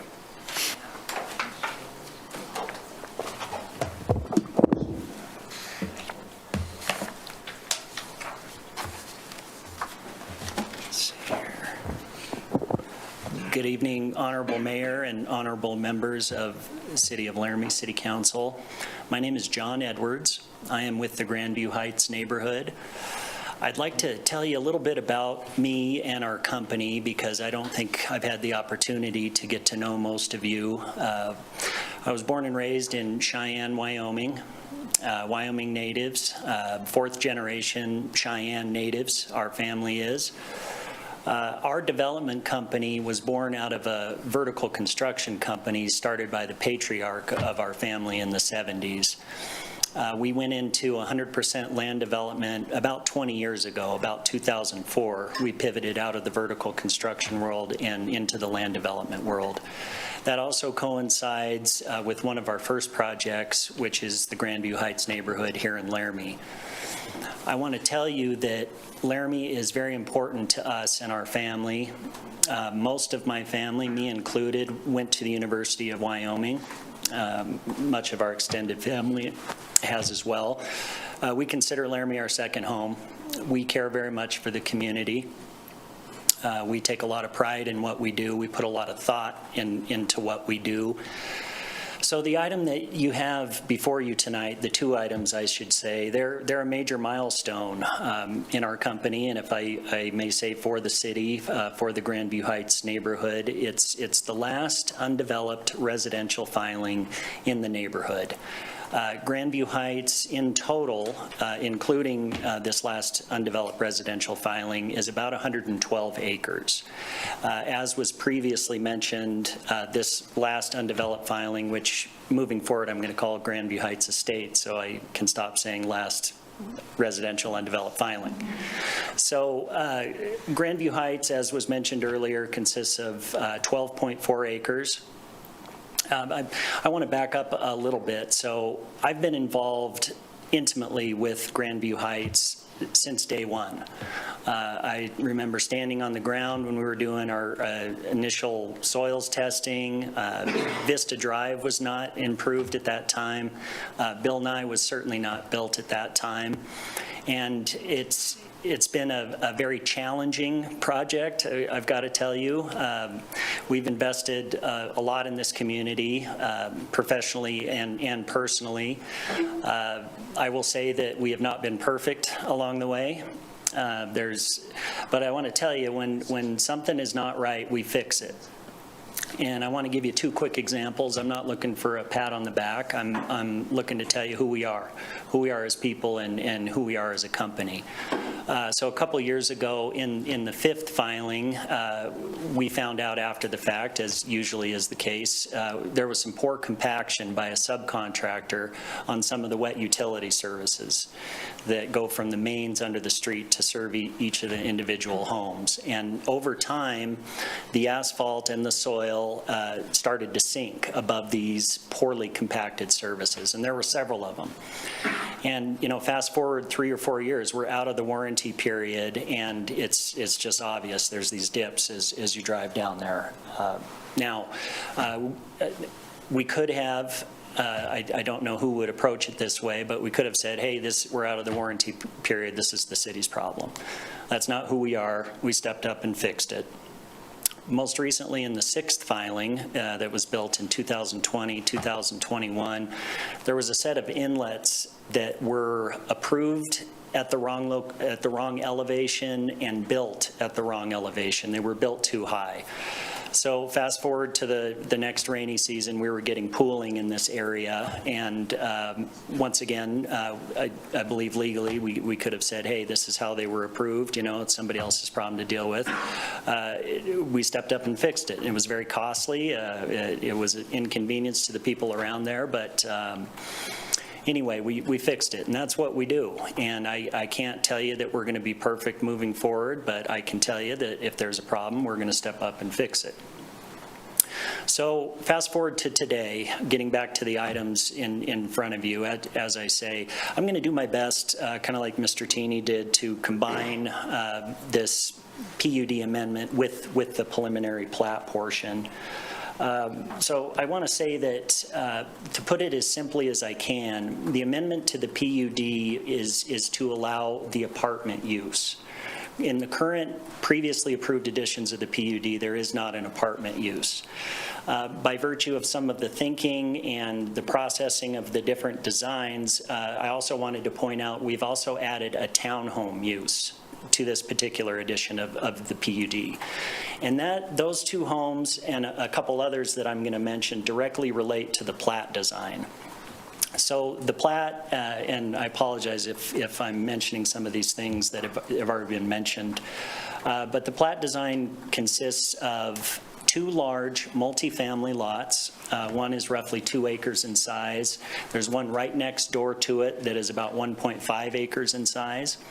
And the rest of Grandview Heights Estates consists of 56 almost identical size lots, pending the corners where they have to change their square footage and things.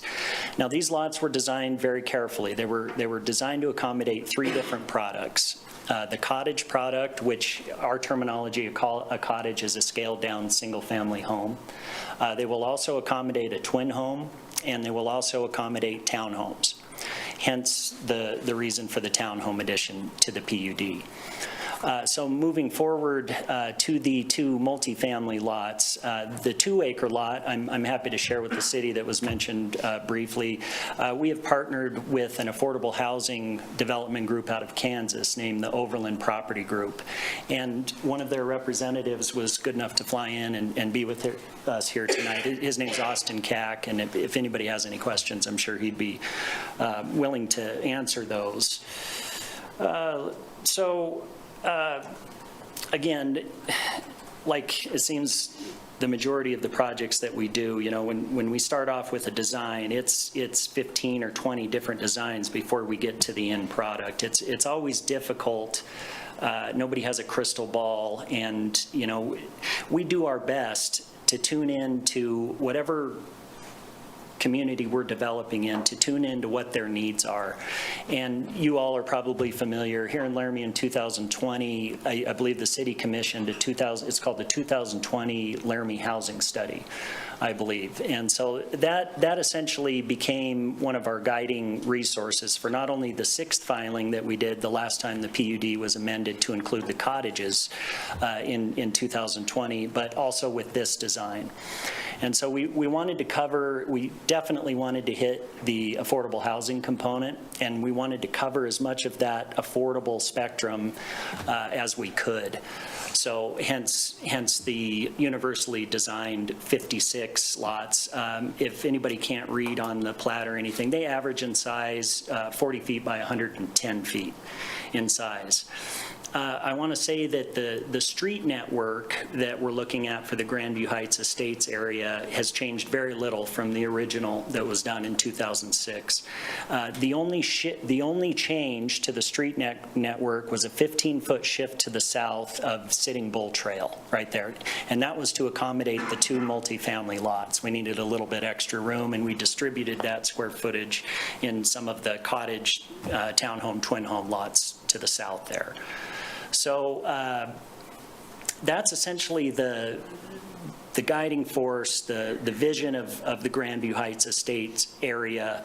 I'm sure there's some things I maybe left off there, but most of the items were mentioned in Mr. Teeney's presentation there. Give me one moment here.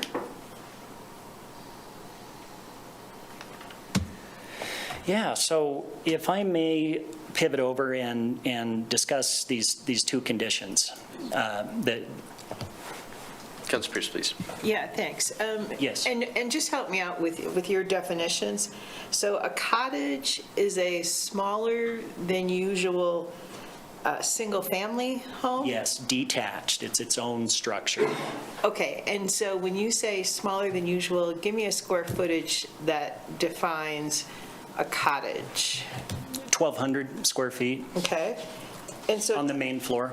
Okay, and then you've used twin and town perhaps interchangeably, perhaps not. So tell me, what's a twin home and what's a town home? Sure.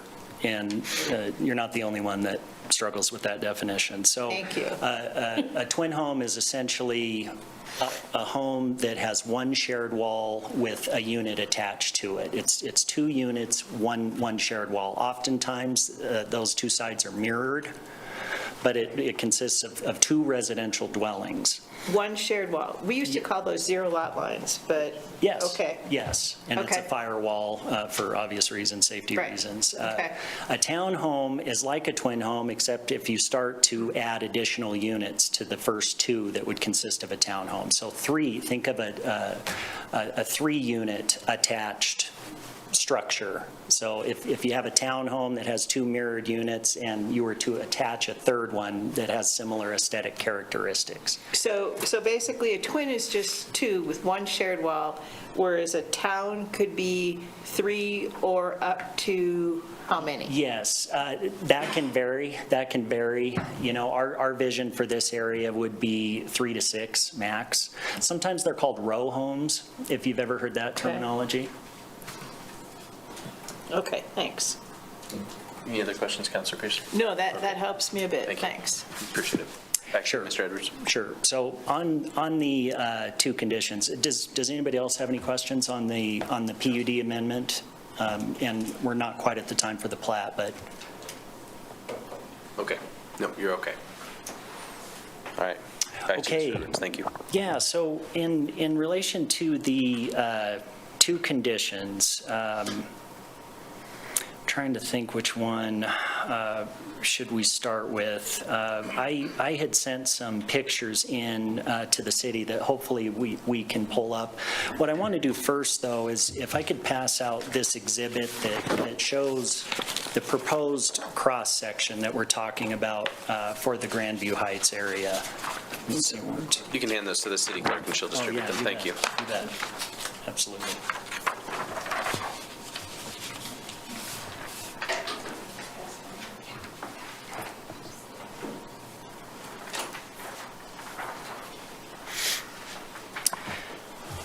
You know, so as these are being passed out, I will say that for better or for worse, when you're getting into the affordable housing discussion, it typically means higher density these days. And you have to factor that in to not only the lots, but the corresponding street design. And so, like the city gave you their thought process, I'd like to do my best to give you ours. A 50-foot right-of-way is very standard in our world. It's been done, well, let me back up. Let me say it's important to understand this too. So the Grandview Heights Estates area, this 12.4 acres, if we were running in symmetrical order, or should I say historical order, this would be the 9th filing, Grandview Heights 9th filing. So we and other representatives of our company have been in front of the City Council many times. Many of the roads, I would say the majority of them are a 50-foot right-of-way. There are some 60s in there, if I remember right. It's been a couple of years. I think Bobolink is a 60-foot right-of-way. There's an old adage, if it's not broke, don't fix it. And we get to this very last filing, and from our perspective, all of a sudden these 2 conditions show up with something that was run-of-the-mill standard part of the construction in not only Grandview Heights, but many other projects that we work on. But focusing in on the 38-foot right-of-way, I wonder if somebody at the city, as you're looking at this paper exhibit, again, it's probably obvious, but you can see at the bottom, the 50-foot right-of-way representation, followed by the 38-foot back a curb to back a curb. This is a 2-scale drawing as best as you could get to it, but we thought there's nothing better than actually taking pictures. I do want to note in the picture that was shown to you previously with the trailers, I had to kind of shake my head because trailers are not allowed to be parked on the streets in Grandview Heights per covenant. I wish I could tell you that it's an easy thing to solve, but it's something that we've dealt with since the beginning. It seems like every year we're chasing this issue, sending out letters. It's a difficult thing because we don't have a homeowners association in Grandview Heights. We have what's called an architectural control committee, and they don't have quite the same authority, legal authority, that an HOA does. So it's difficult, and we don't want to be out there policing people. We create environments for people to have the best quality of life possible, but still everybody's got to follow the rules. So again, what you're looking at on paper is a 2-scale example of what we're proposing, what we've built many times before. And I also want to say we wouldn't be pushing back on these issues if we didn't feel so strongly that they're functional. We're not in the business of cutting corners or cheating anybody. And so, again, we're perplexed, frankly, that we're at this stage and we're discussing these issues. Nonetheless, we have a ton of respect for the city, its staff, and everybody's entitled to their opinion, and we just respectfully disagree in this case. So with that said, I'm wondering if we're able to pull up any pictures, and if not, I brought some backups just in case. Are you talking about the pictures that you submitted to the city? Yeah. Oh, okay. Thank you. Okay, yeah, you bet. You bet. As she's bringing this up, I'll point out that I'm not sure what order they're going to come in at. We went and took pictures of 3 different streets. 2 of them have 50-foot right-of-ways and 38-foot back-of-curb to back-of-curb street sections. And one of them, Plateau Court, in the 7th filing, is actually a 36-foot back-of-curb to back-of-curb street section. Okay, thank you. So what we're looking at on this first picture, this is Painted Horse Trail. And I also wanted to get as many of the biggest vehicles as we could. The black Jeep is mine. The red one is an associate here in Laramie, and the white truck parked in the right drive lane is our construction superintendent's. Since we only had 3 vehicles, we had to drive around and look for one vehicle to park next to. And so, again, this is Painted Horse Trail, 38-foot. Back a curb to back a curb. We feel that there's plenty of room. I will say that over the 18 years that we've developed Grandview Heights, we've had our share of calls with complaints with different things, but not one time has it been we're having difficulty moving around. Certainly nothing from the city, from sanitation, nothing along those lines. So again, there's kind of a blindsided feeling with this issue. If we could maybe go to the next picture, there's a couple here, and I'll try to skip through these as fast as I can. Here's just another angle. I wanted to show the spacing. You can keep going if that's all right. Another angle. This one, there happened to be a wider trailer parked in front of that, which is also not allowed in Grandview Heights. So this picture gives a pretty good representation. This also reminds me, there was a comment at Planning Commission about concerns about trucks, the volume of trucks and their widths. And so I had an associate of mine look up Ford, Dodge, and Chevy from their biggest model down 2 or 3. And I can pass this out if you folks like, but just to give you a couple of numbers here, as you look at the paper exhibit that shows the parking lanes and the drive lanes. So 2024 Ford F-150, overall width 6.6 feet. 2024 Chevy 1500, overall width 6.7 feet. Let's go a little bigger. 2024 Chevy 2500, 6.76 feet. 2024 Ram 3500, 8 feet. 2024 Chevy 3500, the biggest one they make. With respect, I don't think we see a high volume of the biggest one that these folks make. But again, even with this, we feel there's adequate room. 8.05 feet for the Chevy 3500. So if we could skip forward a picture or two. Again, this is Painted Horse Trail. Okay, this is Cliff Street. Again, 50-foot right-of-way, 38-foot back of curb to back of curb section.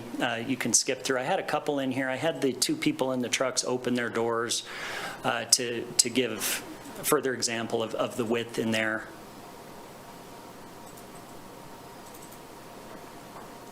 Could keep going forward a little bit. Still Cliff Street, just different angles showing the spacing between the vehicles.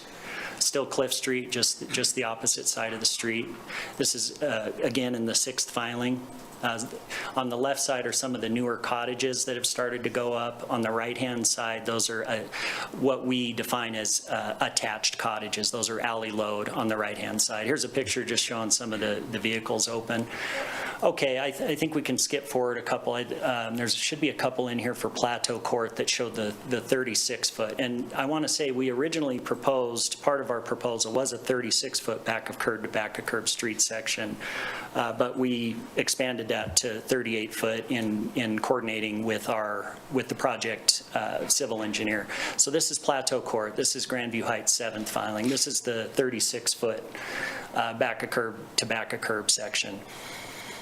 This is important to us for a number of reasons. One of those being we have enough experience, and we also put ourselves in the future residents' position enough at times that if there wasn't a very strong reason, a very strong safety reason, then why would we want to encumber these folks, especially in a higher density area for the affordable housing type of unit? And I can't say this is true for everybody else, but for some of us, I mean, it's just, if it's not absolutely necessary, why do it? We just cannot wrap our heads around it. I also want to say so this is, again, Plateau Court. There may be a couple more in here, but that's about the extent of the pictures and the examples there. I also want to share that when you're looking at street widths, there's a balance when you talk about safety. You don't want to go too wide because then you're going to get faster traffic. There's a lot of municipalities, including Cheyenne right now, where there's a real movement to install what's called calming islands around the city, which basically perform the same function as a car parked on either side of the street. So again, if we didn't feel so strongly about these things from experience, we're not just saying, hey, we were able to do this before, why can't we do it now? We have strong reason behind, again, or we wouldn't be discussing this and using up people's time. I think that's about the extent I wanted to say on the street widths. Bear with me one moment. Oh, on the flow line.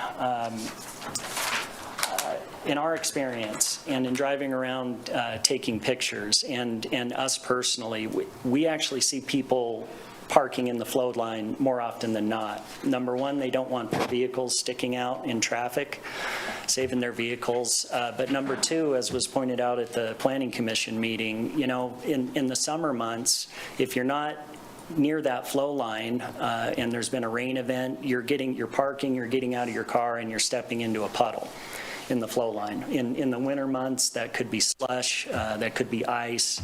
But again, respectfully, our experience, we see most people utilizing that flow line and trying to get away from the traffic lanes as much as possible.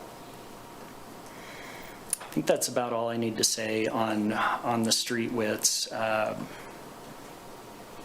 I will say that it doesn't matter. Laramie is not other communities, but there's a lot of other municipalities that have this 38-foot street section and even smaller, the 36-foot.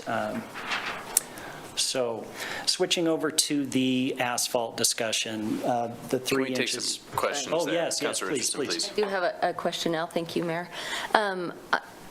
Of the, and I know you said you have a lot of designs still before implementing the housing, but of the units that you are planning, how many of those have garages? I'm of the 56 lots outside. I can't definitively answer that question because it's largely driven by market, but I wouldn't be surprised if they all had at least one garage, and maybe some of the townhomes, single car garages. I'm not aware of one other home in any of the previous filings of Grandview Heights that does not have a garage, including the cottages. Thank you. Thank you. Councilor Pierce, and then Councilor Doherty after that. Yeah, so, and thank you. So just some very basic Google searching here. An F-150 Ford pickup truck, including the mirrors, with 8 feet. Including the mirrors. Yeah, so that's 8 feet. For everybody's edification. Thank you. Thank you. Councilor O'Doherty. That's just a F-150, which I think is actually smaller than some of the others. Thank you. Like the dualies and the, yeah. And Councilor. campers. You bet, you bet. So to Councilor Richardson's point, if there's a garage at each of these townhouses and the duplexes, that means a lot of it would not have parking in front anyway, because there wouldn't be much space, right? Between, if you have townhouses with garages, that means driveways where you can't park anyway, right? Please. Mr. Mayor, through you, that would depend on the width of the driveway for the future home that gets built there, the type, whether it's a single car or a double car. Most double car garages that we've seen in this level of density are around 20 to 22 feet. So if you take the front width of the lot, 40 feet, that'll give you about 20 feet to park, and then depending on the length of your vehicle. Thank you, Councilor. Councilor Newman?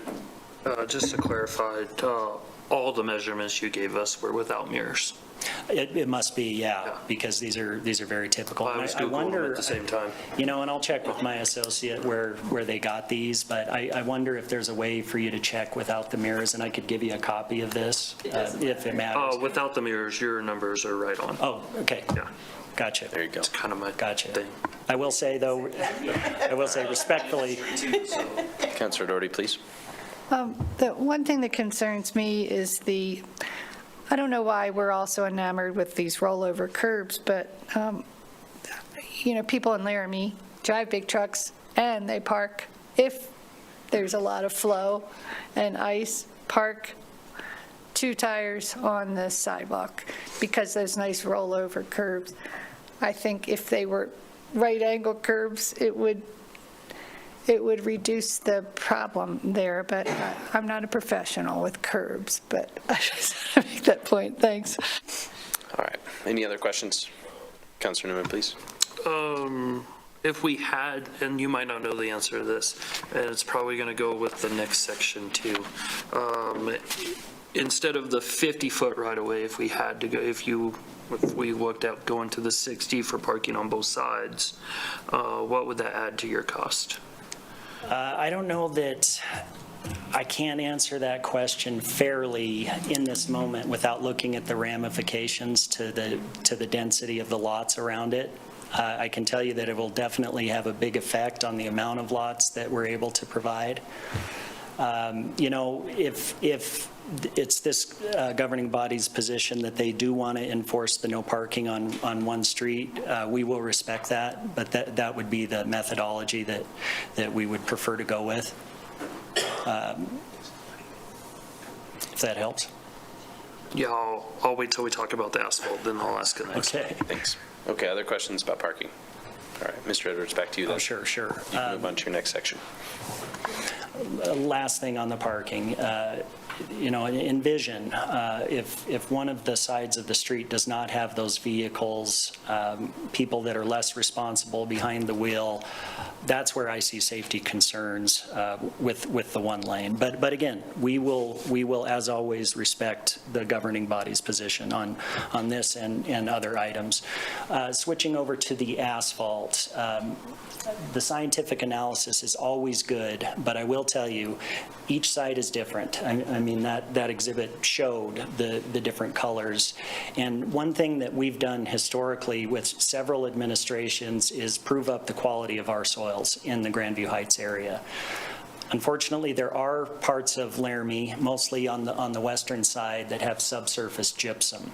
It's an expansive soil. It necessitates costly mitigation methods, whether that's over excavating and bringing in good quality material or any number of stabilization methods, geo blankets and things of that nature. That is not the case in Laramie. And we are not asking to be treated any differently than anybody else. We maintain that if any other applicant comes in through the PUD format and they're able to prove out their soils conditions by certified engineers, then they should be able to approach their development and their construction the same way. A little bit more on the asphalt. So there's, as was mentioned earlier, there's roughly a 20-year lifespan for new asphalt. And I would encourage, I'd recommend anybody to go out and visit any of the first filings in Grandview Heights from 2006. And to my knowledge, there's been no replacements. There's been no major maintenance items of any kind on those streets that are coming up on that 20-year threshold, and we believe they're going to last past that. There absolutely is a cost savings for the 3 inches, for the 4 inches.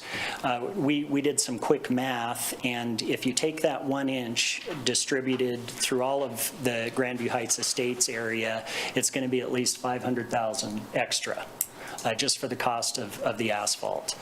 And like almost any business that I can think of that's creating a product, the cost of what it takes to manufacture that product is a direct result of the final cost of it.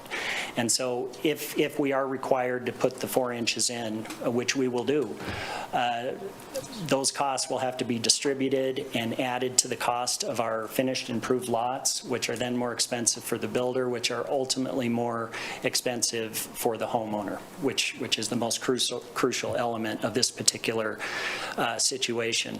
I can tell you, we talked a little bit about this at Planning Commission.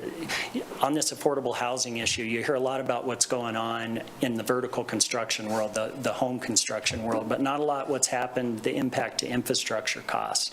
And we've seen almost every single line item of all of our infrastructure items double in the last 2 and 3 years.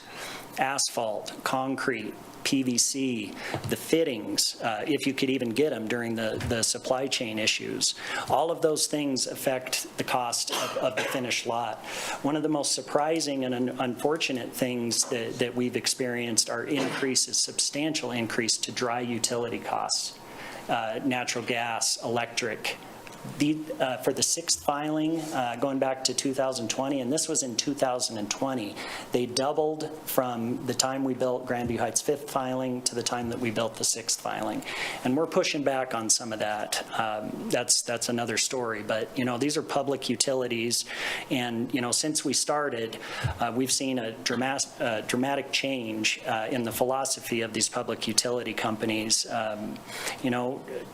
Builders are the ones that ultimately give them customers, and there was never typically a charge for their services, certainly not a service to hook up from the new main system that in our case is in a utility easement, a 10-foot utility easement off of each of the right-of-way lines. But hooking up natural gas to the home, they're now charging the builders for that, and the bills I've seen is $2,000. That's new in the last 2 and 3 years, and so we're trying to do whatever we can to get behind them. We do have some plans to approach the Public Service Commission, the Office of Consumer Advocates, because we feel it might just be a matter of education. I don't see any articles about this. I don't hear anybody talking about it, but these are massive, massive impacts to the affordability question from some of the first steps. So from that standpoint, it is very important to us and our future residents of this area. And again, if we're not in the business of cutting corners, we're not in the business of cheating people. If I felt in any way there was a concern with the engineering, the previous certifications, we would not be here taking up even more of your time discussing that. So 18 years into a project, coming up on the last filing, and 2 conditions that were and we understand and respect that things change, but again, the unique nature of the Grandview Heights soils supports the 3-inch asphalt spec. That is our standing, that is our opinion, and I hope, if nothing else, over the last 18 years, we've earned the city's trust and confidence, and we hope that continues, and you vote in favor of removing those 2 conditions. Thank you, Mr. Edwards. Council members, any questions about that portion? Councilor Newman, then Councilor Richardson, please. I go over to that neighborhood a lot. The streets are fairly nice. There's a couple of the dips that I hate, but that's okay. Yep. Do they, with the 3-inch asphalt, do they still have the 6-inch base? Yes. Okay. Yes. That reminds me too, the point of clarification, you don't have to mill at 2-inch. You can set those mills to 0. In fact, on a standard patch, it goes from whatever depth you're milling at up to that 0 as you come out of that first section of milling. And it's standard practice all over the place to mill 1.5. That's an important thing to clarify too. The 3-inch and the 4-inch asphalt will go down into what they call lifts. It's going to go down in 2 layers. So for a 3-inch, the paving machine will come in and it'll put in 1.5 inches of the bottom lift of the asphalt. Then when that's set up, cooled and everything, they'll come in with the top lift, the top 1.5 inches. So you get your total of 3 inches there. So yeah, it's a very common, you can set your milling depth to whatever you'd like. I don't know what the depth capabilities are, but I can tell you from the 2-inch to the 0, that's adjustable. I think I've taken up enough of your time. Councilor Richardson. Thank you, Mayor. Mr. Winkler, you had said that another developer had tested the soil and it came back showing the same findings as the city had found. Would it be possible for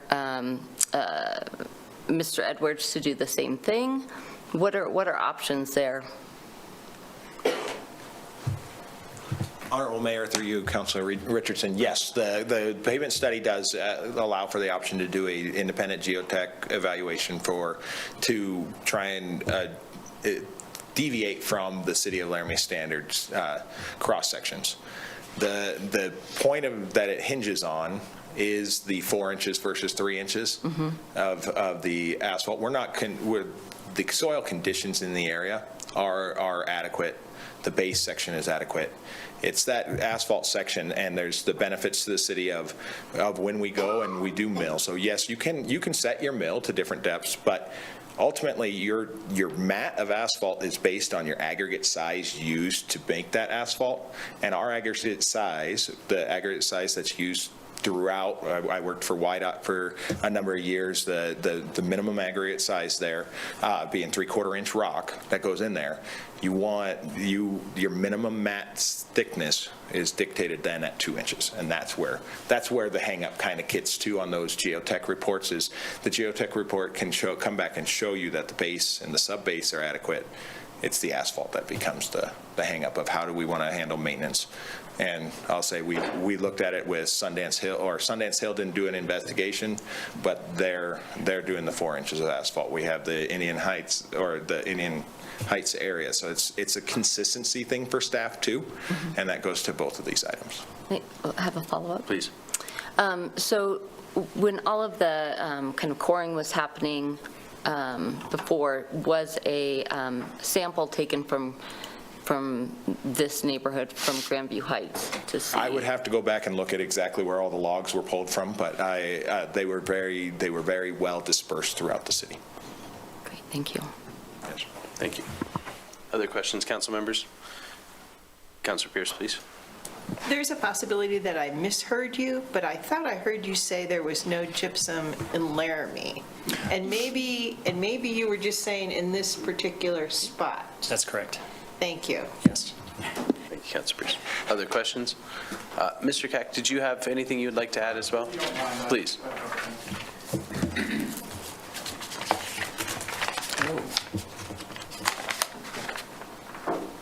Good evening, everyone. My name is Austin Cack. I'm a developer for Overland Property Group. I don't want to detract too much from the issue at hand, but there were a couple of things that I felt were important to highlight.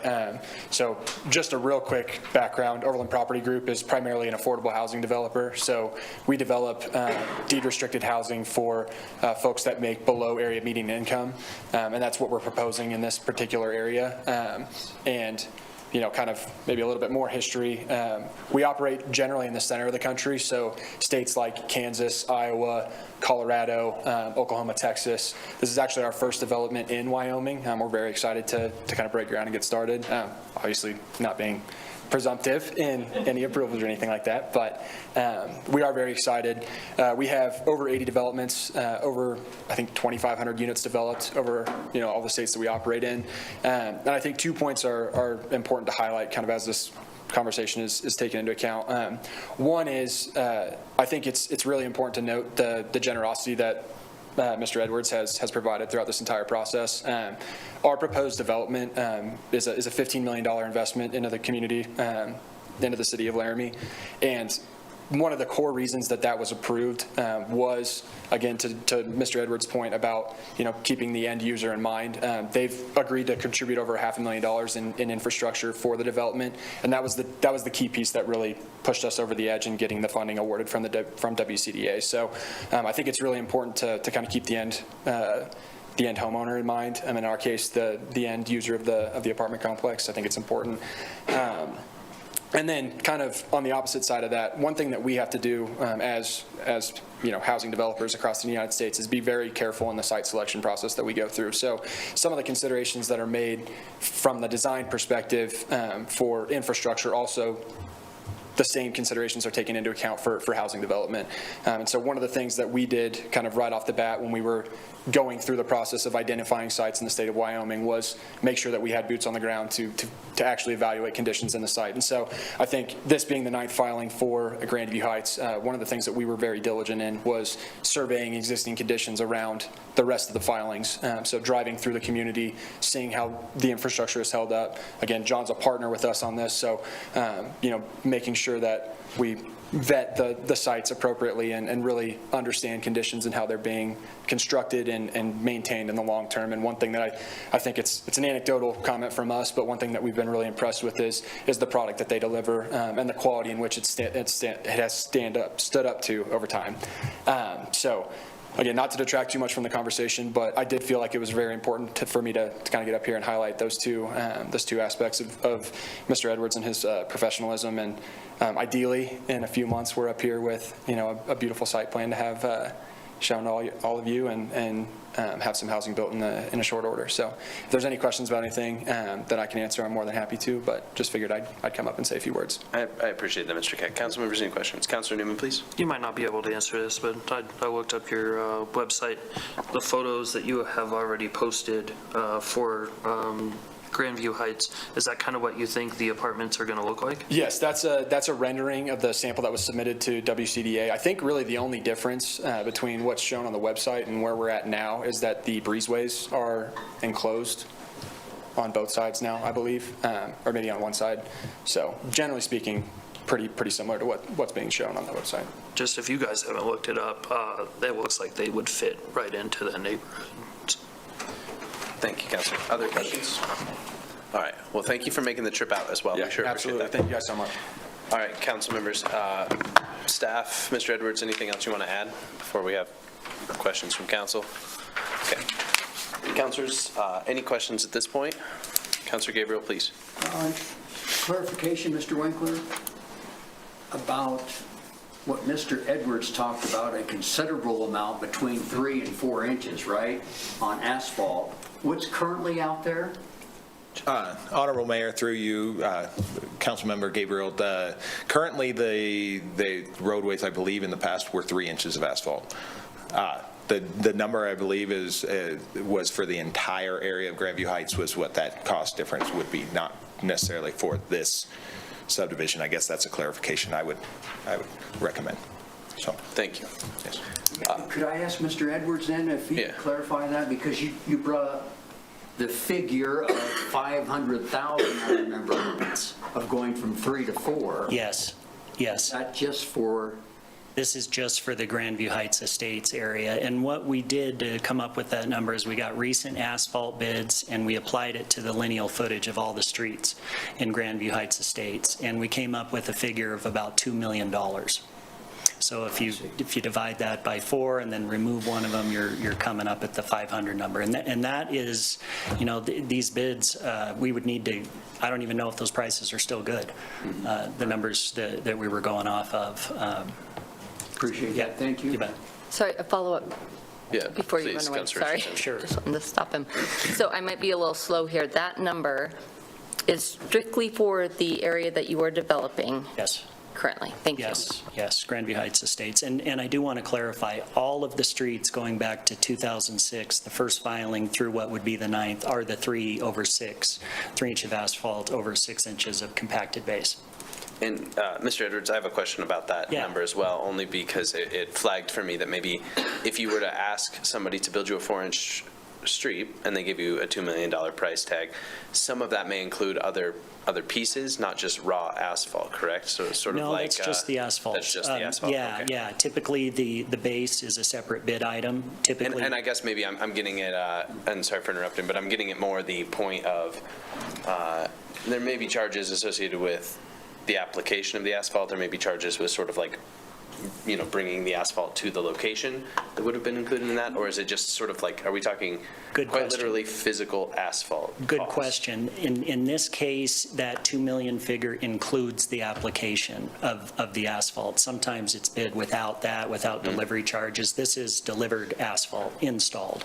Okay, and so you could expect, in my mind, and I'm not a developer or an engineer, but in my mind, you would expect then that that cost would be the same, right? Like whether it is in 1.5-inch applications or 2-inch applications for those mats of asphalt, the cost, there would be some sort of cost that would be a base of that, right? That would be, so base is the wrong word because it includes something else, but sort of like the initial cost, the setup cost of building these streets is going to be a flat rate, probably Yeah, not, but so something the like a flat rate. application costs. Yeah, so I'm that wondering if should the be- 500,000 is maybe not an accurate number, is what I'm curious about. And to be honest, I'm not opposed, I guess, just to say it, of a 3-inch asphalt, but I'm just not sure if that's an accurate number in the way that I'm understanding the math. Sure, and if I understood your question, no, I don't think there's any price difference in the application of 2 1.5-inch lifts versus 2 2-inch lifts.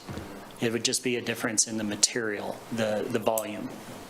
And then I guess maybe just so I'm quite clear that the $2 million is, you said the $2 million was installed asphalt, Yes, correct? yes. So that initial cost would be the same on either one. So we wouldn't be dividing 2 million by 4. We'd be, if, for example, it costs $500,000 to have asphalt installed, you're talking about now 1.5 million in like sort of asphalt cost itself. Does that make sense? So, so maybe all I'm doing is pushing back on that number a little bit. Okay, thank you. I think I understand it a little better. No, fair enough. And I guess I'd just like to Out of my depth here a little bit. clarify, what is the cost of the actual material versus the labor? Do you have that breakdown? It's, I could provide that. It's in tonnages on this particular bid that we used. Some people bid it in cubic yardage, but ours was tonnage. Great, thank you. Other questions, council members? Sure. Did we have I have a question for staff. Did we have a moment where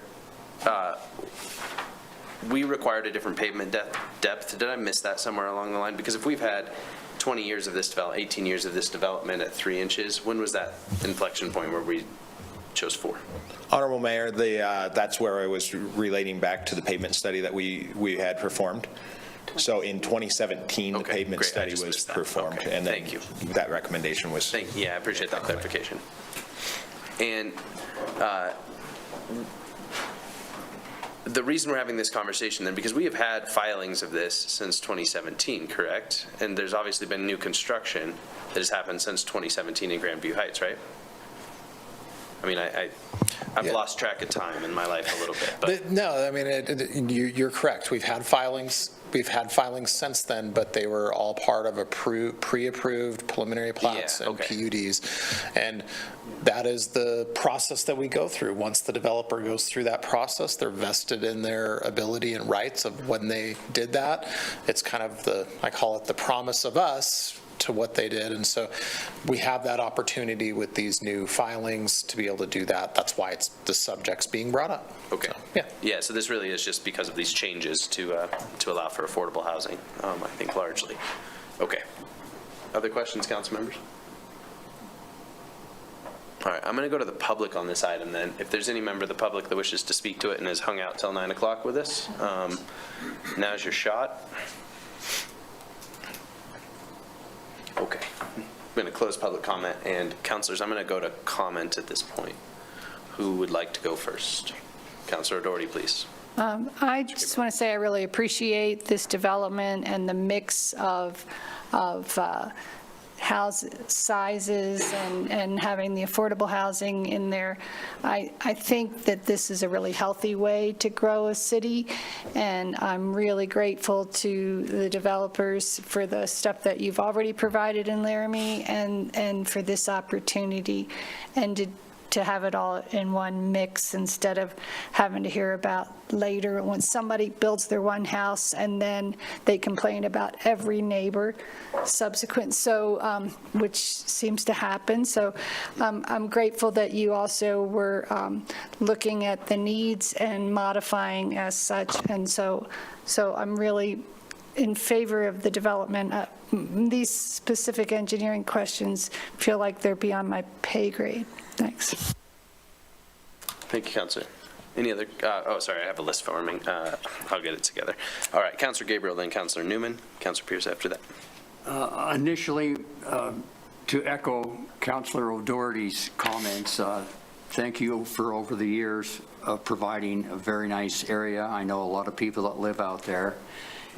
Initially, it seemed to me that the parking issue was, when you presented those pictures, made a lot of sense, but then hearing Mr. Winkler talk about the problems, I'm kind of swaying towards the off-street parking being on one side.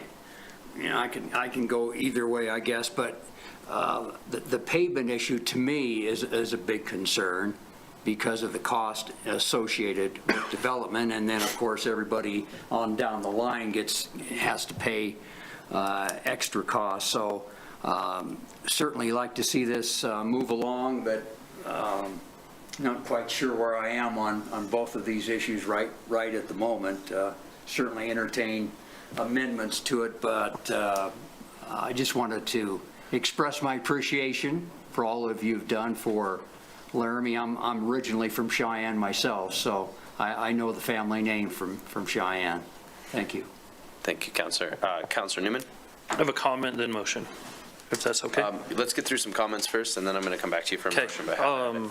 So the comment then,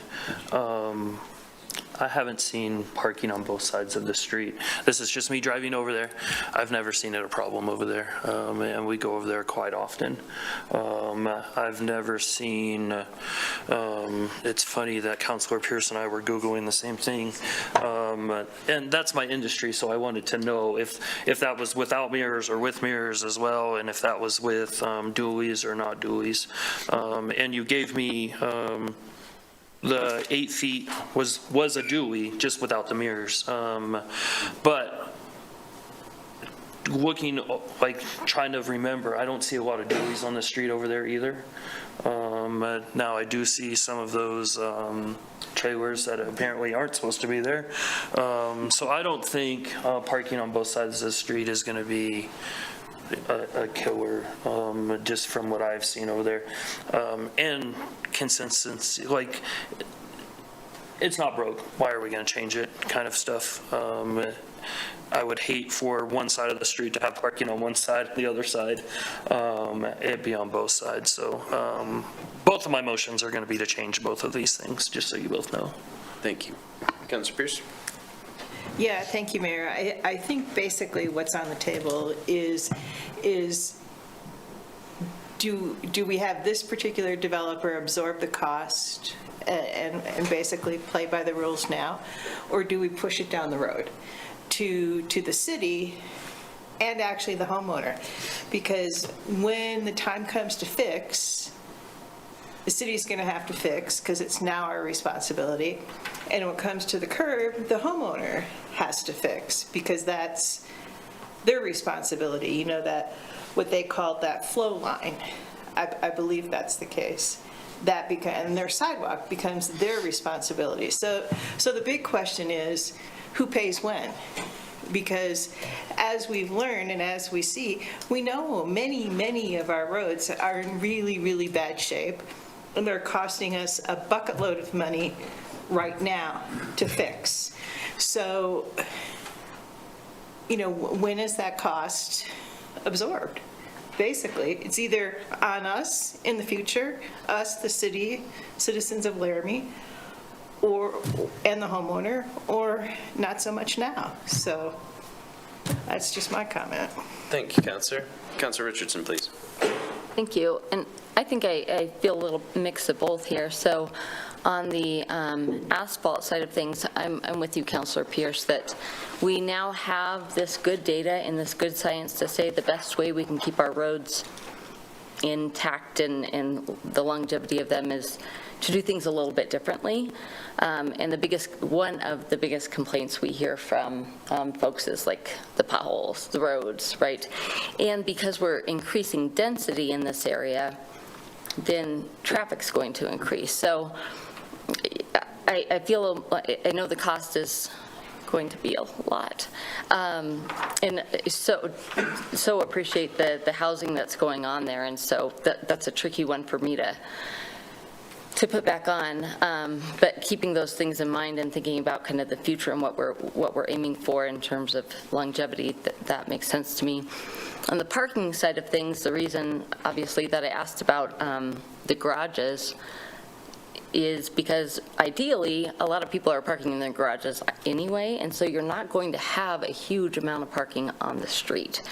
And so this idea of, and if we're enforcing the trailer parking, then, I see that as, it doesn't, and it's, when we were talking about the prior example where it was a commercial business and big trucks and things going in and out, that was one thing that felt very different to me than a residential area where people are typically moving more slowly anyway and being more cautious of the neighbors, the neighborhood, the kids, all of those things. So I think I'm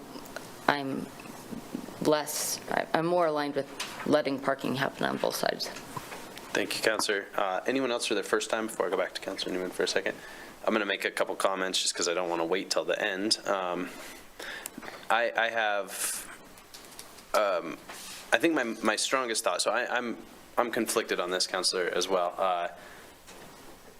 But I think what is sort of at this point making my mind up is that this development would have happened under the previous PUD with 3-inch asphalt. That was approved under the PUD, and then because the developer's been proactive and met a community need that we have all expressed as our #1 goal.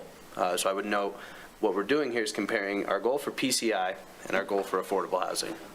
And so what is making my mind up here is that somebody read our documents, responded to them, and then brought us a new development. And I don't discount at all the science that goes into the 4-inch idea. And Mr. Winkler, that makes a lot of sense to me. But it just doesn't sit right with me to take something that was brought forward as an attempt to impact our #1 goal, the thing that we all talk about with every constituent, right? And so to me, that's my decision. I mean, that's where I'm at on this. I, of course, don't make any motions, so I'm relying on one of you to agree with that. But I think there is something that doesn't feel quite right to me about that. As far as the parking on both sides or not, I am out here a lot for work. I don't notice it being a big problem unless you do run into that like 2 campers on the street thing, and then you go slower. But I'm not altogether concerned about people driving slower in neighborhoods, right?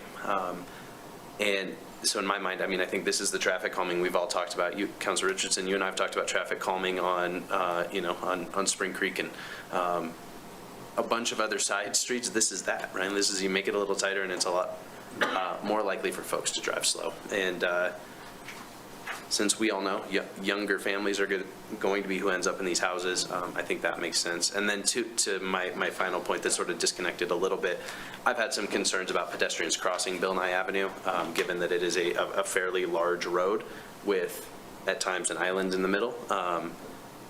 That is not sort of, I've thought about that in regards to the park specifically, but now with this development south of Bill Nye as well, I do think we're starting to, we should contemplate pedestrian crossing in some more organized fashion that is increased safety for folks. But those are sort of my thoughts on this. It's not a great decision to get to make. Any other council members for the first time, and then I'll go to Councilor Newman for a second. Okay, Councilor Newman. Well, you kind of stole my thunder because I wrote down, that's fine, affordable housing. If we remember though, he said he's going to pass this fee on to the homeowners.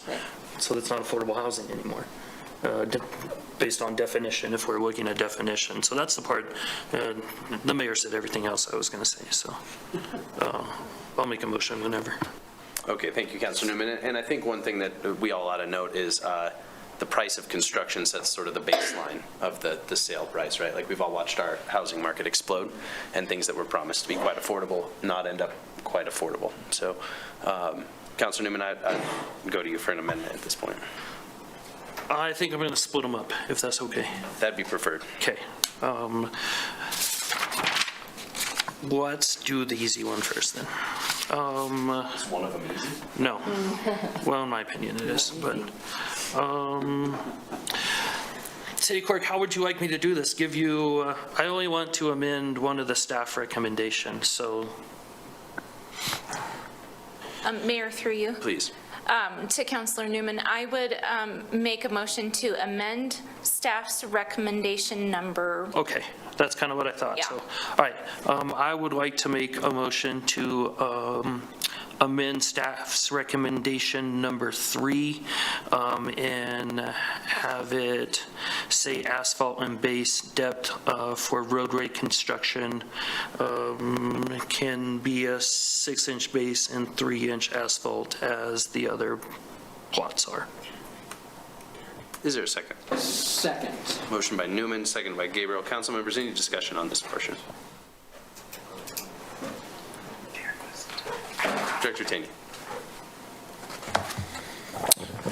Chair, no, you're not a chair anymore, no, sorry. Mayor, council, if you wouldn't mind, I would recommend, if that's the direction you were going to go, would be just to remove condition number 3.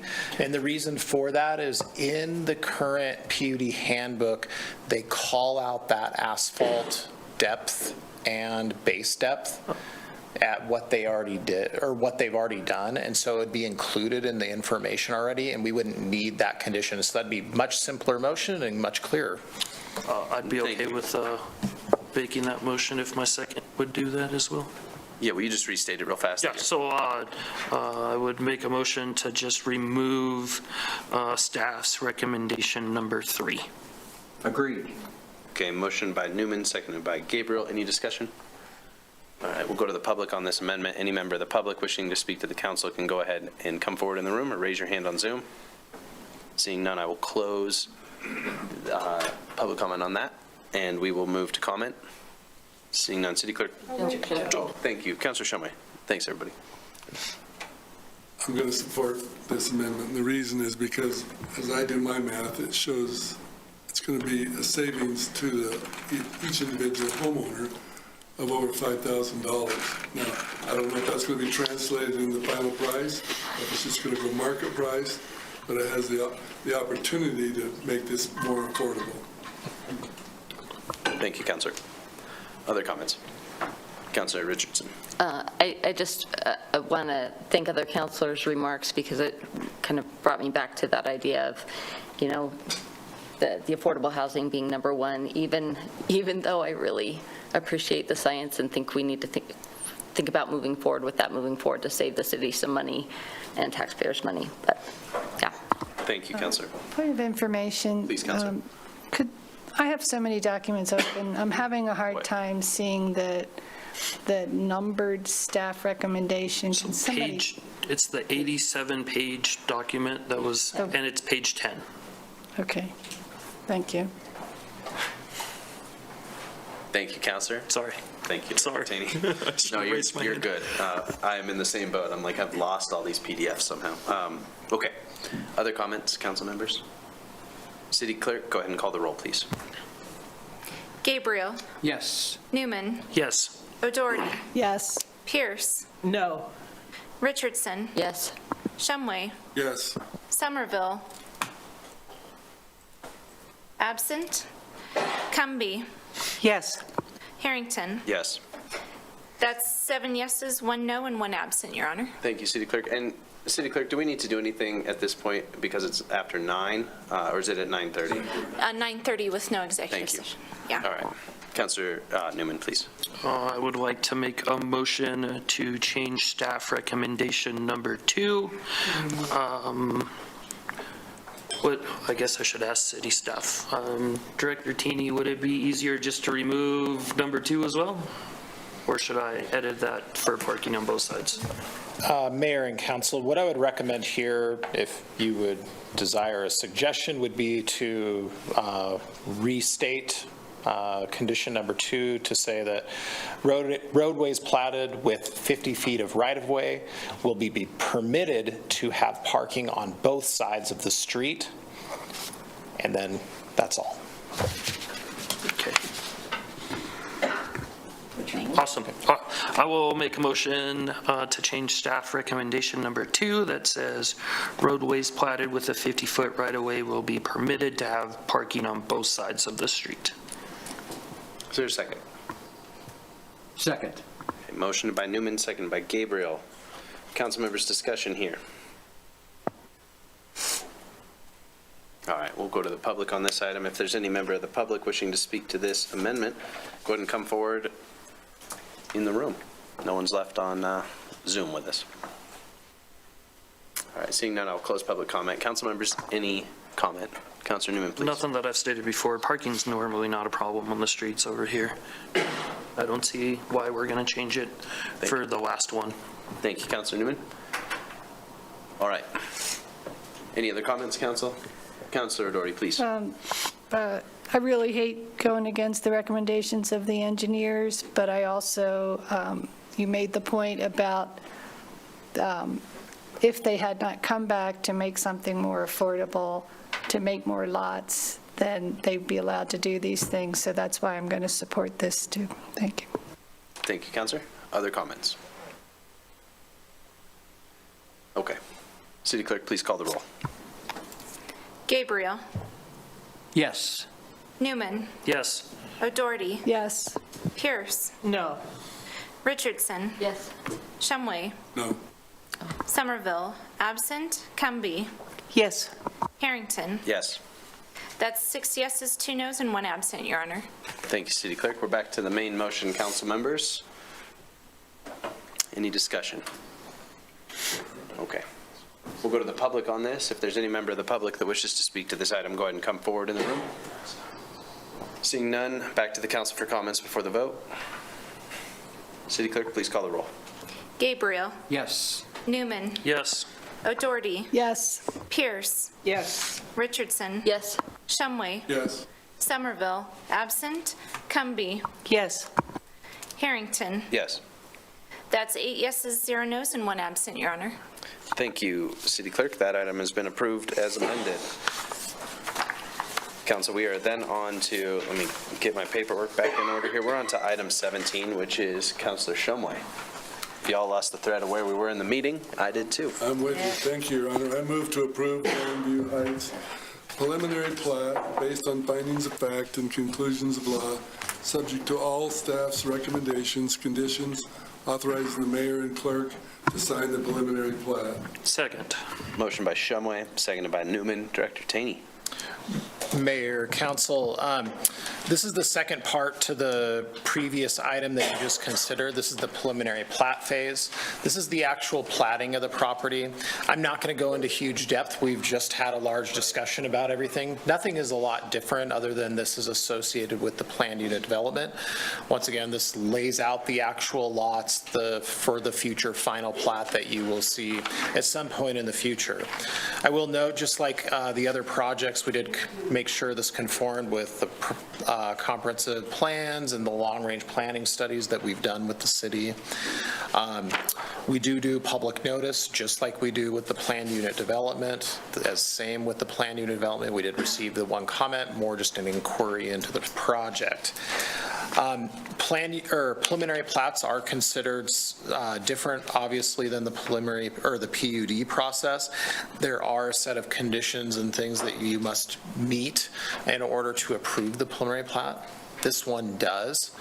What I would do to just aid the council in their consideration based on the conversation we had and assuming that you will go the same direction on the preliminary plat would be to take a look at condition 2I and 2J. You would want to follow a very similar process that you just did if you so feel that the preliminary plat should have the same changes made that you just made with the PUD. So I think with that, I really can stand for questions. You know the applicant is here as well if you have any further questions for him. Those are 2I and 2J again for the council. So that's all I have. Thank you, Director Taney. Sorry, I was just catching up to where you pointed us. Council, that's on page 13. All right. Council members, any questions? I'm going to go to Councilor Newman, sensing that he is itching to make some amendments. That's okay, should I do them all at once? Or should I split them up? Well, I think we know where we're headed, so I'd say let's take them at once. Okay, I would like to make a motion to staff recommendations to remove 2J. Second. All right, motion by Newman, seconded by Gabriel. Council members, any discussion?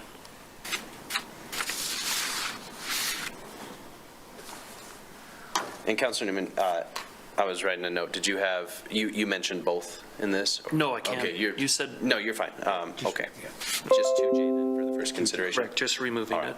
So we're talking about, Councilor Pierce, just because you walked in, we're talking about page 13 of the staff report here, but the same corrections need to be modified for this plat. All right. No discussion. We'll go to the public. If there's any discussion amongst the public, go ahead and, from the public, go ahead and come forward now. I'm losing my mind here at the end. All right, I'm going to close public comment. Council members, any comment before the vote? Again, the amendment is to remove 2J. City Clerk, please call the roll. Shumway. Yes. Richardson. Yes. Pierce. No. O'Doherty. Yes. Newman. Yes. Gabriel. Yes. Somerville. Absent. Cumby. Yes. Harrington. Yes. That's 7 yeses, 1 no, and 1 absent, Your Honor. Thank you, City Clerk. That amendment has been approved. Councilor Newman. I would like to make a motion to change staff recommendation 2I to state roadways platted with a 50-foot right-of-way will be permitted to parking on both sides of the street. Second. Motion by Newman, seconded by Gabriel. Any discussion? City Clerk, I would take that to mean then that based on the language of the amendment, that the second sentence would then be removed entirely, which is if 2 parking lanes are desired, the development must plat 60 feet right-of-ways. Correct. That's what we did. Yeah. Okay, just want to be sure we were clear there.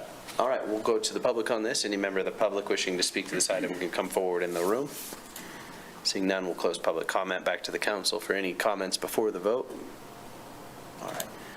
City Clerk, I'll have you call the roll, please. Gabriel. Yes. Newman. Yes. O'Doherty. Yes. Pierce. No. Richardson. Yes. Shumway. No. Somerville. Absent. Cumby. Yes. Harrington. Yes.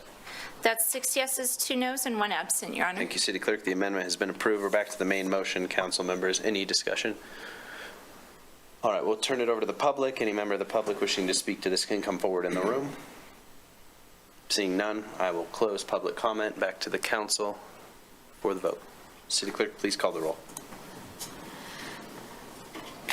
Gabriel. Yes. O'Doherty. Yes. Pierce. Yes. Richardson. Yes. Newman. Yes. Shumway. Yes. Somerville. Absent. Cumby. Yes. Harrington. Yes.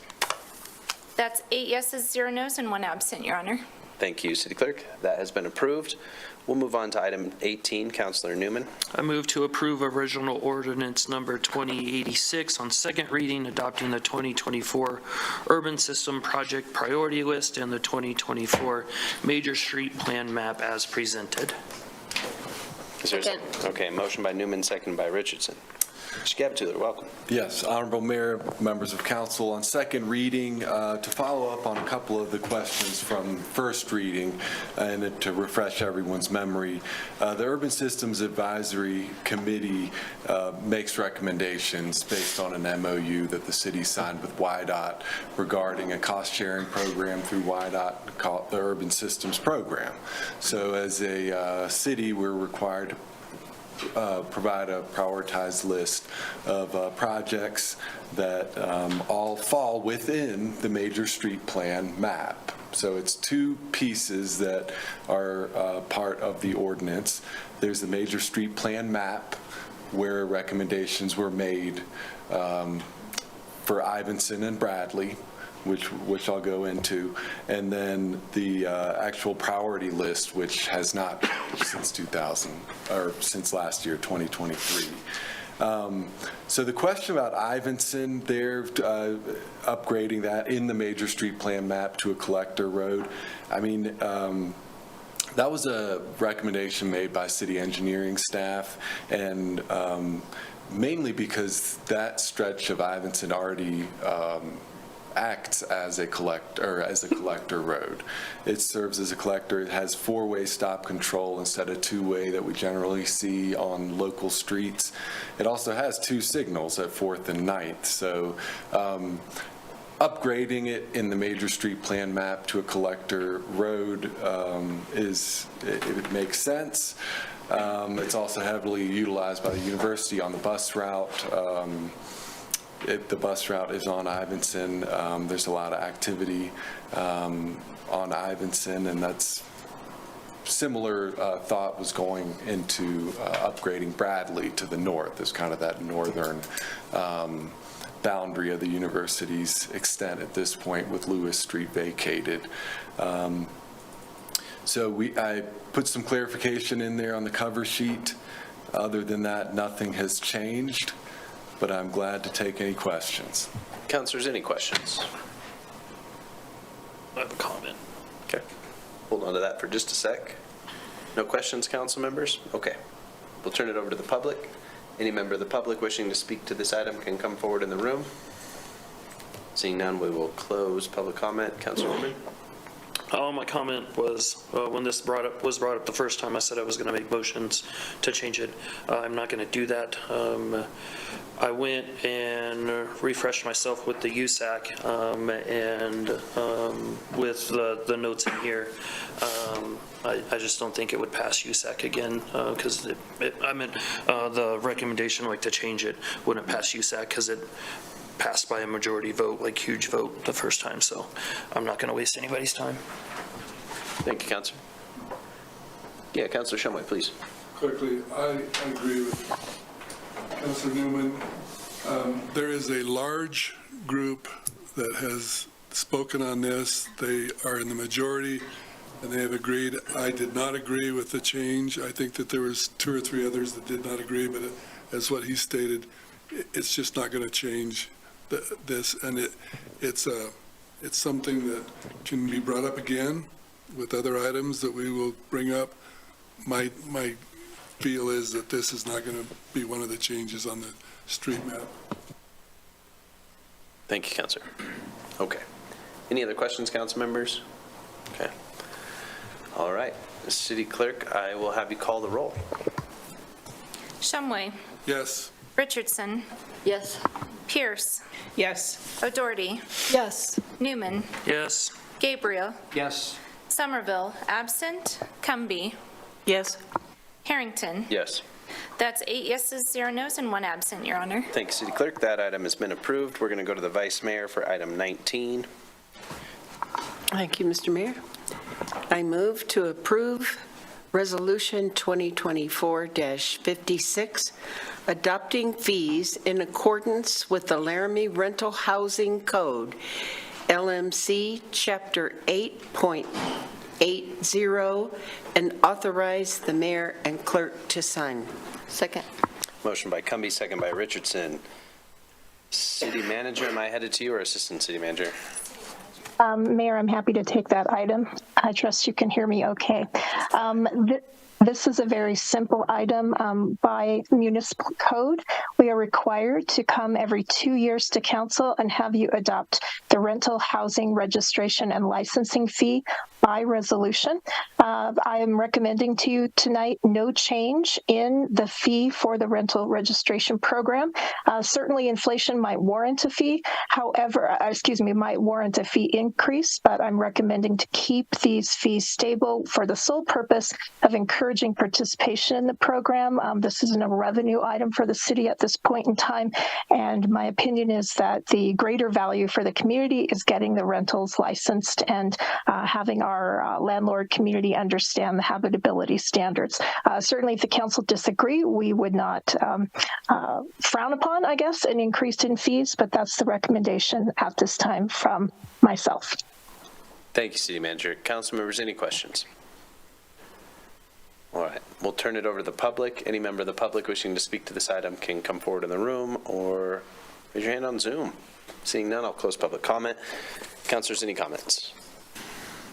All right. Councilor Shumway, please. I have, this is something that I'm going to vote no on, and the reason is because I don't think we have looked at other options that may, I am very much in favor of making sure that all of the rental housings are safe and that we do everything we can to make sure that they're habitable. However, I don't think that we've looked at all the other options that there may be other than just adopting fees. So I'm going to vote no. I'm sure that this will pass.